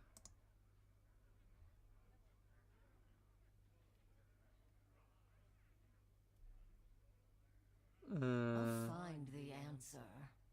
The qualifying. What happened in qualifying for the Yeah, what happened? Probably not a lot. What happened in qualifying for the Miami Grand Prix? Oh, can this be a win? Hello, everybody, and welcome back to the P1 podcast with Matt and Tommy. And we're back for another competitive session. This time, the main full cojones qualifying. And God, it was pretty rubbish, wasn't it, actually? Probably one of the worst qualifying sessions we've had in a while. Mainly because, well, Q3 was an anticlimax, but we'll get on to that. But yeah, it just wasn't as good as the... Oh my God, how many... This playing harsh and take forever. The sprint, and I'm hoping it's not going to be that we look back at the sprint race and say that's better than the main race we're going to have tomorrow as well. Nope. I hope not. Norris wants to know. Because the sprint was really good. It is weird that they've kind of flipped it round, because qualifying was always a banger, right? And the problem with this like sprint mini day, everyone was like, oh, why is qualifying on a Friday? Qualifying is the really good thing. And then just the way it's fallen today, it's kind of made me feel a bit flat after feeling really excited for the sprint, and it was a really good race, and then we've got into a qualifying, which is a bit of an anticlimax. Now I'm like, it's a bit annoying. But at least hey ho, we've got a race tomorrow. The grid is quite beautifully lined up for some battling for P2, so we'll look into that one. Actually true, but it was for P1. At Dullpit27 comes in with the first question, which is opinions on the sprint format. We had an exciting race earlier, but a bit of a boring quali as the main event today. Feels like they're still missing a trick somewhere. Mostly because the track was so weird. I don't know whether we can have a go at the sprint format for this particular occasion, because it was the main qualifying which we are slightly moaning about, and we're not going to change main qualifying because usually that's really good. I think it was mainly down to the track characteristics and the ways in which it was, well, usually ramping up, but then fell away at the end of Q3 and nobody was really improving. And that is the worst thing to end a qualifying session like that. I was saying on the Twitch watch-alongs that we're doing as well that the only worse thing to end qualifying on is when you have a dry sort of 2-3 minutes at the start of Q3 and then it just pours down with rain and you don't get any more action. That's the only worse scenario than the one we probably had today. But I'm not going to slander the sprint format. Formula 1 has taken a step forward, I think, with the way in which they have changed the way we go around and the format. Of course, we have discussed in other podcasts around different tyre compounds and making it a bit more of an unknown. But we're going to save that for another day, or at least I am, because I don't feel like the sprint deserves any slander after the amazingness that we had yesterday. But I will say, if you haven't seen it, we've done a podcast, we've done a video all about the sprint. So if you want to go and find that, there is a dedicated episode. Yeah, the Kevin Magnussen Grand Prix has its own episode. But for quali, sure. I think that's a bit of a knee-jerk reaction to say like, oh, we need to change it again because this is kind of the problem. Wait, you can twist. I am still of the opinion, I haven't changed my opinion, that I think that I personally don't like it. It's a rare disagreement that we have, where I don't like having a qualifying session after a race in the same day. It doesn't compute in my brain. I still don't really like it. Weird. But I didn't think about what that. I will say is that it's very easy to jump on what happens and then say, oh, we should change the whole thing, because if you go back to the original format of the sprint, where it was qualifying, then it decided the grid for the sprint, then they did a sprint which decided a grid for the race. The big criticism for that was, oh, it resets the order. But if we'd done it today, like, we will do some Minecraft, but not a lot. I have just one more video to watch after this, and then it's time to end it. That you'd have had Ricciardo qualifying fourth, you'd have had Norris at the back, Alonso at the back, Stroll at the back, Hamilton at the back, and it would have been amazing. But next week or next sprint, it might not be like that. So you can't really judge a whole format based on just how it goes. Sometimes qualifying, rarely, is rubbish, but today, sadly, it was a bit rubbish. Right, let's get into Q1 first and foremost with Bottas, Sargent, Ricciardo, Magnussen and Zhou, the 5 that got knocked out. Of course, we had, K-Mag, obviously disappointing that we won't see any antics down in 19th position from him tomorrow. I feel like he'll...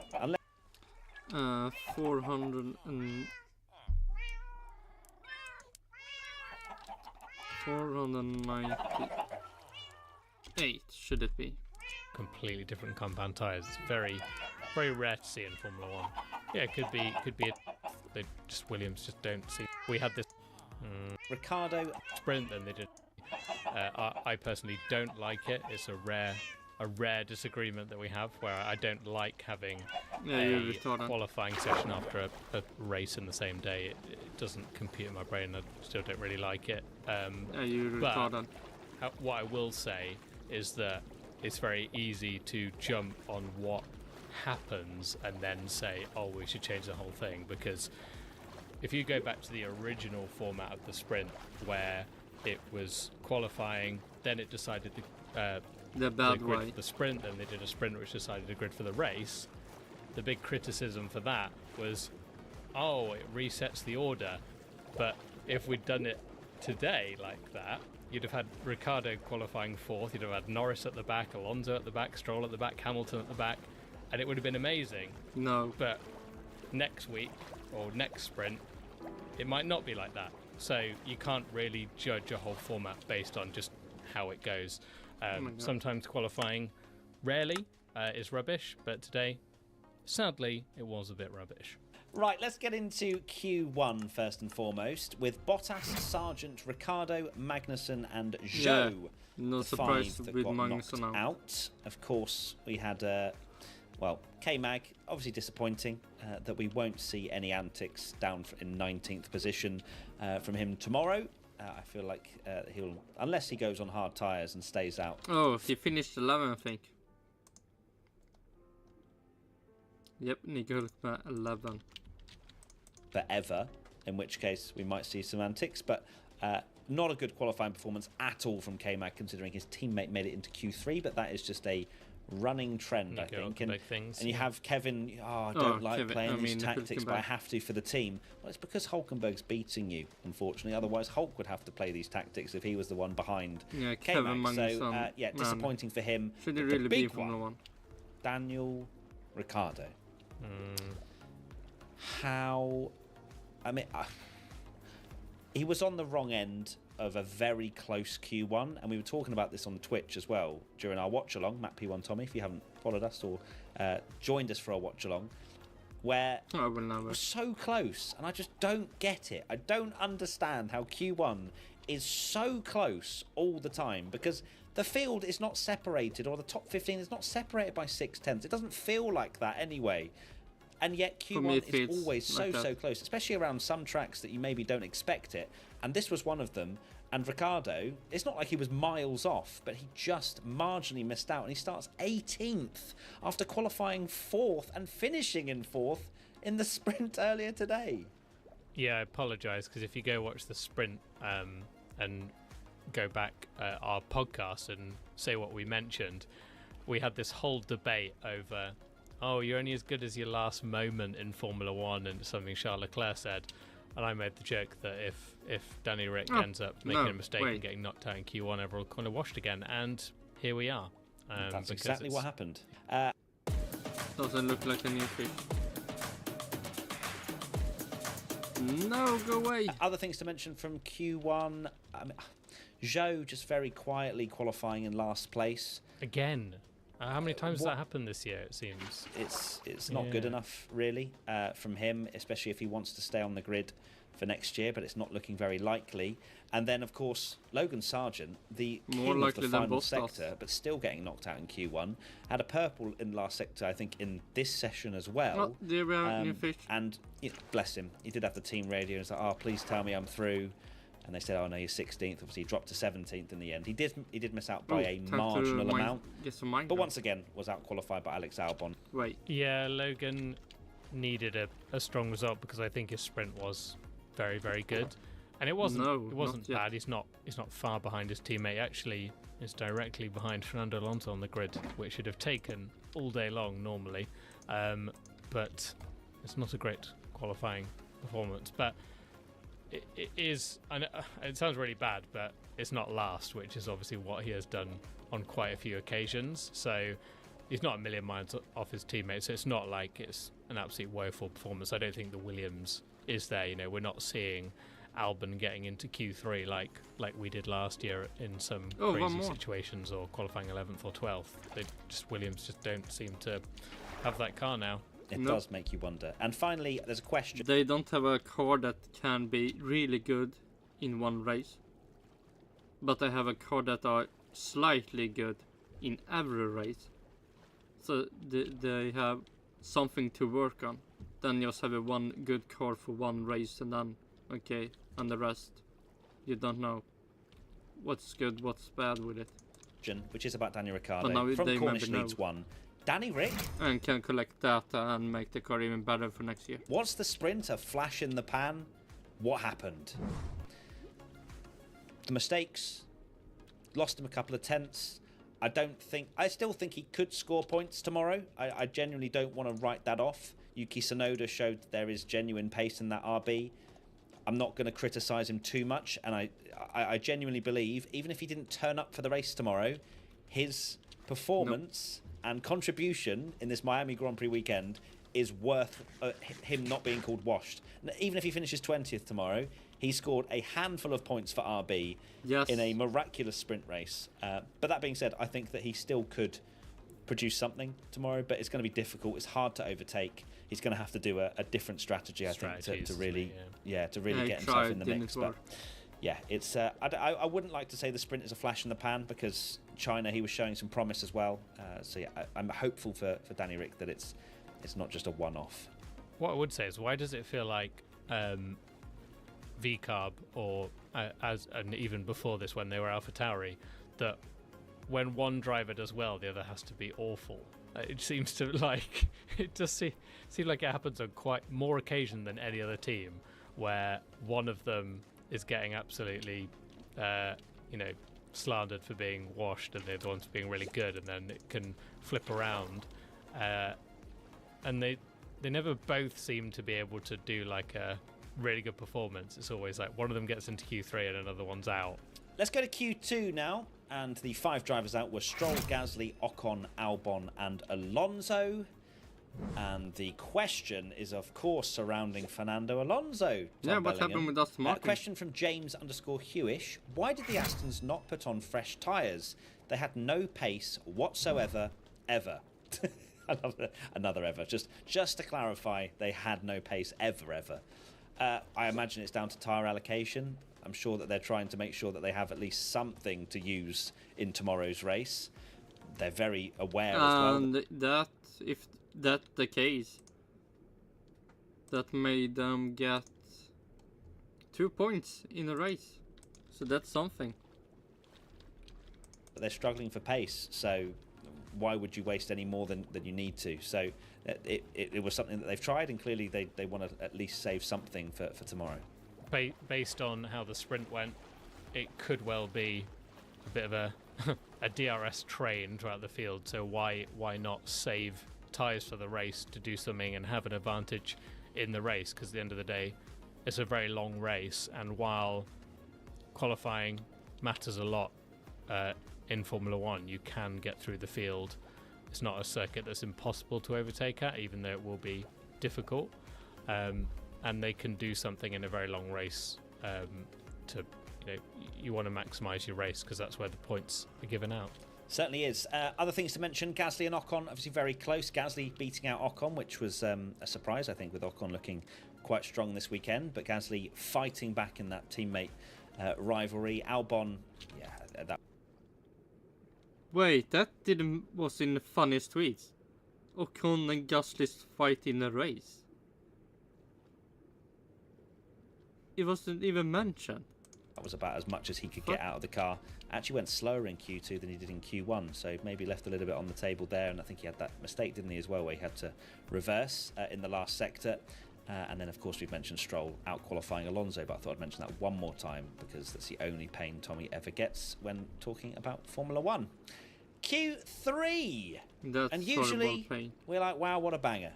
But what an anticlimax. The order was Verstappen, Leclerc, Sainz, Perez, Norris, Piastri, Russell, Hamilton, Hülkenberg, Tsunoda. And the question, Flesser, what was that final run? Few tenths below the first run for almost everyone. Yeah, as we mentioned at the top of the show, not the way you want to end qualifying, leaves a bit of a sour taste in your mouth.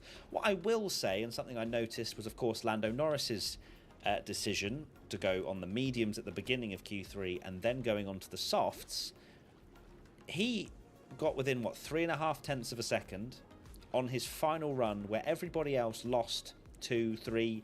I mean, Charles Leclerc and Sainz, I think, both went over half a second slower than their first Q3 run. You do wonder if, once again, it's not worked out for McLaren, where they've tried something different, fair enough. But with the benefit of hindsight, I think Norris could even threaten could have even threatened the front row. So, you look at that and you go, yeah, but now when you know the ending, with a race to win, maybe it was the right move. Oh, yeah, Lando, not a bad performance, but he's only a couple of tenths away from challenging Charles.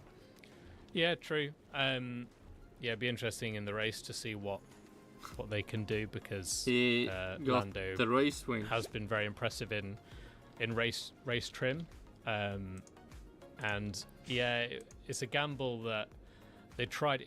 I've never seen it that close between the mediums and the softs. It's very, very bizarre situation. That it's a bizarre not for a while. It seems like a very long time since we've had that, where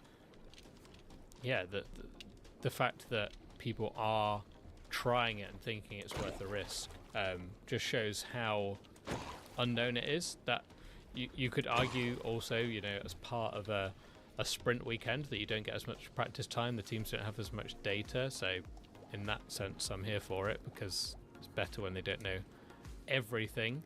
But unfortunately, I think it has cost McLaren and Lando in that sense, because the track. And then you watch the race and then you say, man, he got a race win because of that. Conditions were best in that first run. Yes, the drop-off was rare, and I think as well that whole medium decision, of course, Mercedes tried it as well at the end. I think the last time we've seen that was when we had such soft compounds with the Pirelli tyre range that the softs would essentially run out, similar to what we're seeing here, right? Yeah, the you couldn't do a full lap. Struggling to do a full lap, so that's when we saw quite a few years ago now, I would say, where it was those aggressively soft compounds where they would go for a medium tyre because it would just last the whole lap. Next question. Oh, I've actually done it. The Fiaz asks, can someone explain the medium tyre logic? And that's pretty much what we've done. So the soft tyres couldn't last for some of the drivers, or they couldn't get them in the right operating window. I think Alex Albon even said, my tyres are lasting 6 corners and then they are overheating. So I'm surprised he didn't maybe try a medium tyre, but that's the reason why some of the drivers tried that instead. And then maybe, if we see more aggressive choices from Pirelli later on and we have 52 degree track temperatures like we've had this weekend, then it might happen again. Did Hamilton's best time was on the medium? Yes. Yeah. So him and Russell were extremely close, where Russell was on the softs and Hamilton on the mediums. So Russell did that time on the softs, but he also did a medium time pretty much identically. Yeah, it wasn't quick. But like a few thousandths slower than his time. So I think he would have, had they both had no lap times, Russell still would have picked him, but it was... It's crazy, though, to see that, where, like, you see two teammates that close and they're on completely different compound tyres. It's very, very rare to see in Formula 1. Yeah, it could be interesting to see. Could be. I just know now I've said this, they're all going to start on the same tyre, but please no. Please, Formula 1, be interesting. It was. I would like to think not. I'm hopeful that they will change something up. Verstappen on the mediums, maybe Leclerc and Sainz both go on the softs, get involved, get stuck in, little dive bomb into turn 1. I'm dreaming, but you might well see that. Dreaming. I think there is definitely a chance. So fingers crossed. And Tommy, that pretty much concludes our qualifying roundup. What are your final thoughts? No trident for me. my final thoughts are I can't believe we got 24 minutes out of that session, because it wasn't wasn't a great one. But no, I do really hope that I think what this race needs tomorrow is a nice Norris win bit of strategy and intrigue. So fingers crossed for that one. Yeah. Yep, and my biggest flop is basically relying on something, because Max has done and won everything up until this point. So let's see. Yeah. Not in Australia. I don't think you're getting it for a slight mistake in SQ3 that still. He did lock up in FP1. True. I'm just saying. But let's see what the race has in store tomorrow. We'll be live on Twitch. Matt P1 Tommy, come and join us if you want to be with two goofy Formula 1 fans, and we'll be screaming all the way through, I'm sure. Yeah, and that's it. See you soon. See you tomorrow. Lots of love. Bye. Bye. No. And now we'll go fast away from that, so we can go to Peter with Sir and see what his reaction on the qualifying. Snabb och gratis hemleverans. After the ad. How many fishes do we have now? We have 6 fishes for the collection.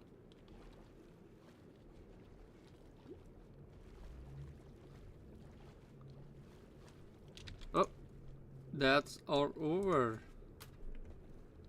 Gonna have to find different ways of saying this, but yet another brilliant qualifying session managed by Red Bull and Max Verstappen.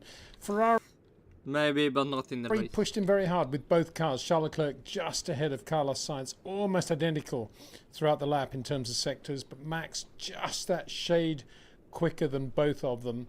Top speeds very, very comparable between Red Bull and Ferrari. So with no more ado, let's just have a look at how the top speeds in that final Q3 run compared. The track was slower now, the wind had got up a little bit, the ambient had dropped, and for many of the runners it felt as if the track had gone away, but nonetheless Max, Charles and Carlos Sainz and Sergio Perez all went quicker in Q3. Mercedes meanwhile opting to run medium tyres, as Lando Norris had done in Q2. Nico Hülkenberg again did a gigantic job to get his Haas Ferrari into Q3. It's becoming a habit now. Just fabulous driving from Nico. And this fabulous, hopefully he will continue when he's in the Stake F1 team Kick Sauber. Or more when it's Audi. And operation from the team as well under the new management of Komatsu. Really, really good. Anyway, quickest in a straight line. As we saw in the sprint race, that Haas Ferrari really quick in a straight line, but they've managed to get a reasonable amount of grip and balance out of the car. Kevin Magnussen didn't make it out of Q1, had a lot of traffic at the end of his lap, but Nico Hülkenberg, again, a lot of credit to him. He starts the race in P9. Sergio Perez was then the next quickest through the trap at 3:40. He's usually quicker than Max. Max probably running a little bit more front flap. Look at the two Ferraris, 3:38, 3:37. Max Verstappen, 3:37. Then the two McLarens, 3:36, 3:35, and then the two Mercedes, 3:35, 3:34. So you can get a picture there. You may think there's not much difference, but if you look at that 3:34 to Sergio Perez, 3:40, again, as I said in the video on Friday, it does give an idea of how big the top speed difference is between Mercedes and Red Bull. But I've got to give Mercedes credit for finding a little bit more top speed than they had in the sprint race. They were allowed to make adjustments going into qualifying for the Grand Prix. So they've done a reasonably good job with the setup there. But running mediums in Q3, a bit ironic given how George Russell was saying yesterday how the car wasn't very good on mediums, and it's a shame they didn't get through to Q3 to run the soft tyres in qualifying for the sprint race. Anyway, as I pointed out in the previous video, they were actually pretty good on mediums in terms of the laps they put together on the Friday, so no real surprise to see them. I want to know, pretty good to what? How Mercedes usually are, or how Red Bull are? Opting for those just to try something different. Didn't pay off for them really, so putting Max to one side, Ferrari have still done the best job of closing the gap to Red Bull, followed by McLaren, followed then by Mercedes. A terrible qualifying session for Aston Martin. Fernando Alonso and Lance Stroll not making it out of Q2. not much slower than the McLarens in a straight line. Comparable engine, of course, both running Mercedes. A little bit quicker than the factory cars in a straight line, but obviously lost a lot of grip and balance on the Aston Martin. Very strange. They looked pretty strong on Friday in that one untimed session. Fernando, as we said at the time, opting to do those long runs. But when it came down to performance laps, when the pressure was on and the track conditions changed slightly, Aston Martin right out of it. First time we've seen them really this far off the pace this year. And we'll never know whether or not this is significant, and I'm sure Aston Martin themselves don't know if it's significant, but remember that the performance runs on Friday, the setup runs for qualifying, were done by Lance Stroll and not by Fernando. Daniel Ricciardo wondering what a difference to a couple of hours make. 1 minute he's the star of the sprint race, finishing fourth. The next he doesn't get out of Q1, saying the back end of the car has got away. Yuki Tsunoda on this occasion did a good job to get into Q3 in the other Cash App car. So if it's not Daniel, it is. You can say crypto.com Mamig Grand Prix, but you can't Visa Cash App RB Formula 1 the other. So good performance from Yuki again, looking to be kind of back where he was before the Chinese Grand Prix. Interesting to compare the sectors at the end of qualifying. Sergio Perez quickest in sectors 2 and 3. He's very quick in a straight line. Sector 2, that says a lot for the way he's been driving that RB20 today. Max quickest in sector 1, which includes, of course, those very, very fast S's. And when you watch him for the first time, it looks rather ungainly, even for Max. It looks like there's a change of direction that's never natural. And yet you see him doing exactly the same thing 2 or 3 laps in a row, and you realize that he's got that change of direction absolutely perfect in terms of until the race starts. Squarest possible millisecond he can find in which to bring in the opposite load. Everybody else, you can just see they're leaning a little bit more on the tires, but not Max. He's got that absolutely perfect, and no surprise to see that he was quickest through sector 1. One of the most demanding bits of road, really. It's right up there with Silverstone Beckett's almost. Really impressive through there. The two Ferraris equally very closely matched over the lap. The difference was Charles Leclerc just a little bit quicker than Carlos Sainz through sector 1. So all credit to Charles. Sector 1's been his nemesis over the last 12 months. And then, of course, he did have that spin yesterday at turn 16. Not sector 1, but nonetheless enough to unsettle him a little bit. But he was really, really good. No mistakes at all through sector 1, and very, very impressive all day. Just had the edge over Carlos. That's where he got his P2 compared with Carlos's P3. And almost there in Max Verstappen territory. Occasionally people say, how can you put Charles Leclerc up there with Max Verstappen? Well, I think we saw that today through Sector 1 in Miami. 2 interesting radio messages, I thought, during qualifying. One was from Fernando when he was on the brink of not getting out of Q1, and he was on the radio wondering where Lance Stroll was on the track because he didn't want to disturb Lance's lap. That's Fernando doing a very good job for the son of the boss. And the other one, you don't often hear messages like this, was to Lando. And it said, Lando, we've been trying to work out how to say this. This track rewards good exit and good change of direction. A weird thing to be saying to a driver of Lando's caliber, quality, in the middle of qualifying for the Grand Prix. The sort of thing you would imagine they would have been talking about during the track walk on Thursday. And it's the sort of thing, anyway, you would imagine that Lando, like all the other drivers on the grid, would know going into Miami, even before they've got to the track, just driving the simulator. You would have thought a really odd thing. All you can imagine is that he was losing time on exit of corners and changing direction, I guess, to Oscar Piastri. And if it's on exit to corners, this is Oscar really for the first time this year starting to drive, and we saw it in the sprint race when you could see him in comparison with Carlos Sainz when he was behind Sainz. You could see that he was getting into the corners earlier. He was trying to use his short corners and working on that and doing a very good job. He couldn't get past Sainz for different reasons, top speed and everything else. But that shows that Oscar, I think, is right there, and he knows what he's doing in terms of... But still, shouldn't the team say if they see Lando Norris can be fast in some areas? Shouldn't tell him that? No, they should have already done that. Okay. That could also be a reminder. Fuck me. Of economizing the lap, and he's got the touch to get away with it. And presumably... you make a reminder on short corner every time you talk about it. So normally it would be the case that if you're getting into the corner early and you're getting the transition right, you are going to have a slightly quicker exit speed because you're extending the straight out of the corner as well. That's the whole point of a short corner.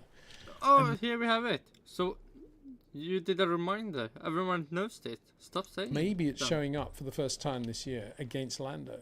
So saying to Lando, oh, try and do more about your exit speed isn't going to help, really, because it's not just about getting on. Well, you don't know. Right. The power sooner if you're Lando. It's about how you get into the corner in the first place. So I was really intrigued by Okay. So what did Lando Norris do after that? Did he actually do what he was asked to? If that's true, didn't that succeed?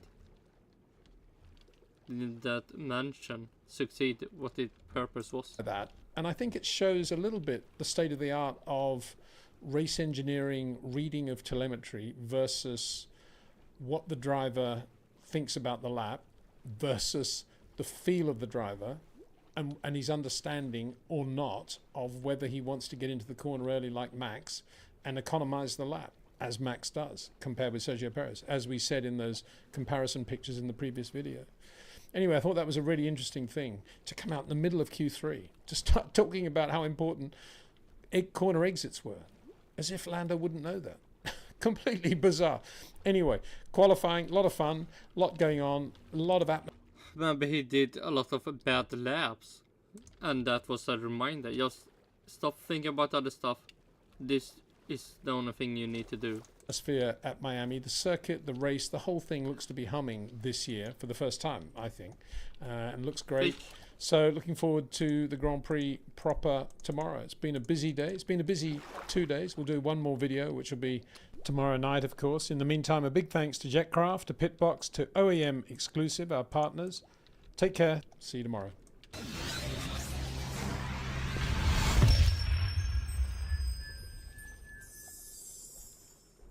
That's done. And now we can just finish this off. Nice. One last swimming. Can we get one more fish for the collection? One more fish for the collection.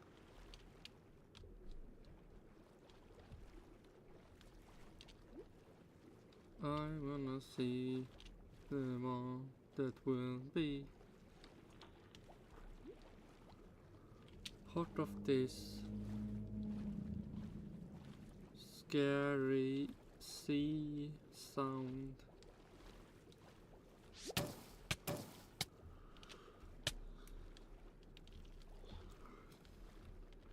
Wonder if Game Theory had any plans to do a theory about that.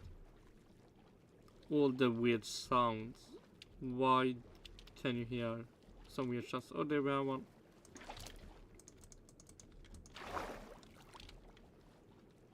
And we don't see, so we go down.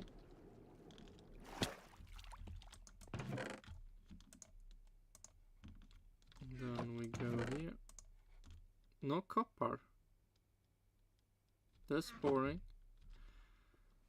4, 8. 506 plus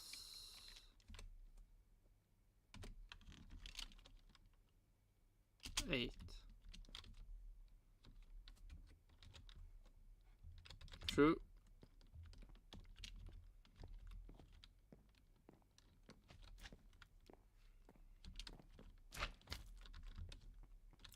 Slime jumping.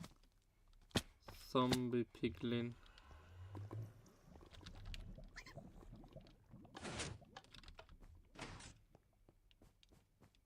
Maybe that's why I really like going down there.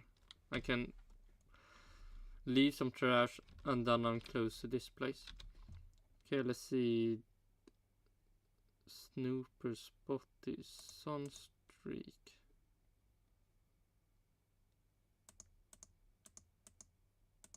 Snooper Spotty Cob Blockfish. Blockfish.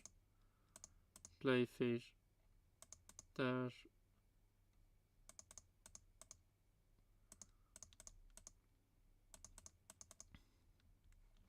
Okay, blockfish. Green and white. Green and white. Green and white. Green and white. Green. No green?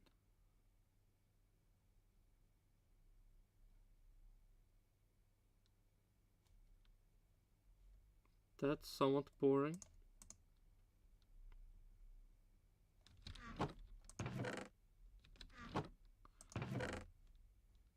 No briny. Clayfish. Red and cyan. Red, there we have, and cyan.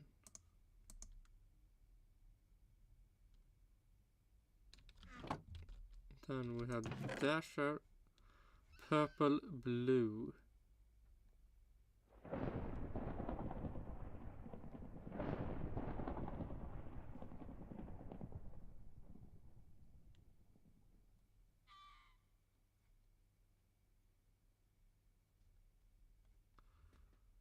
Purple lime, and we need to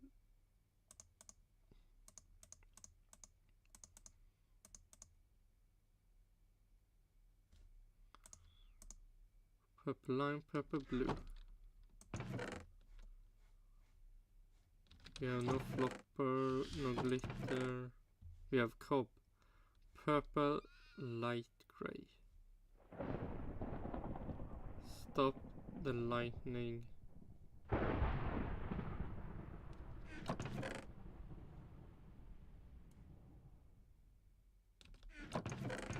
Nope. Green.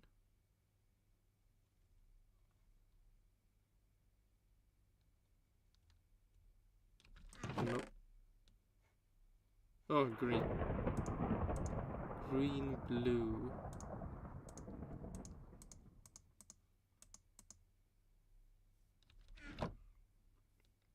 And then we have black, purple. Why did it start lightning when I was standing here? No, black, gray. Yeah, please be quiet. Yeah, gray. Gray, orange, gray light.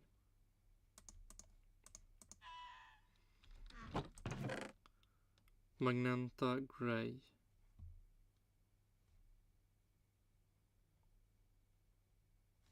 Oh.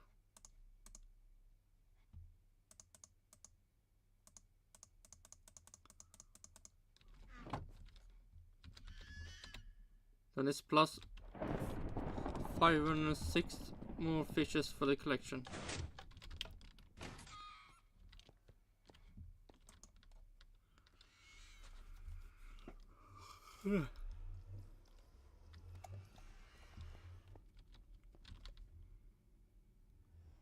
We need more food.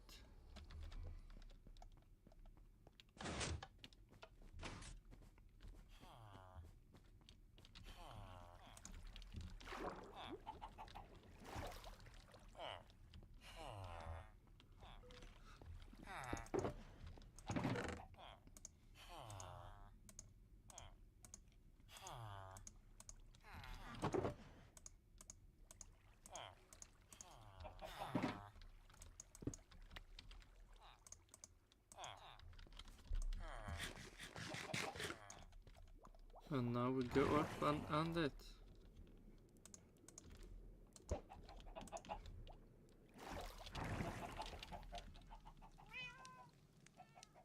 No, it broke.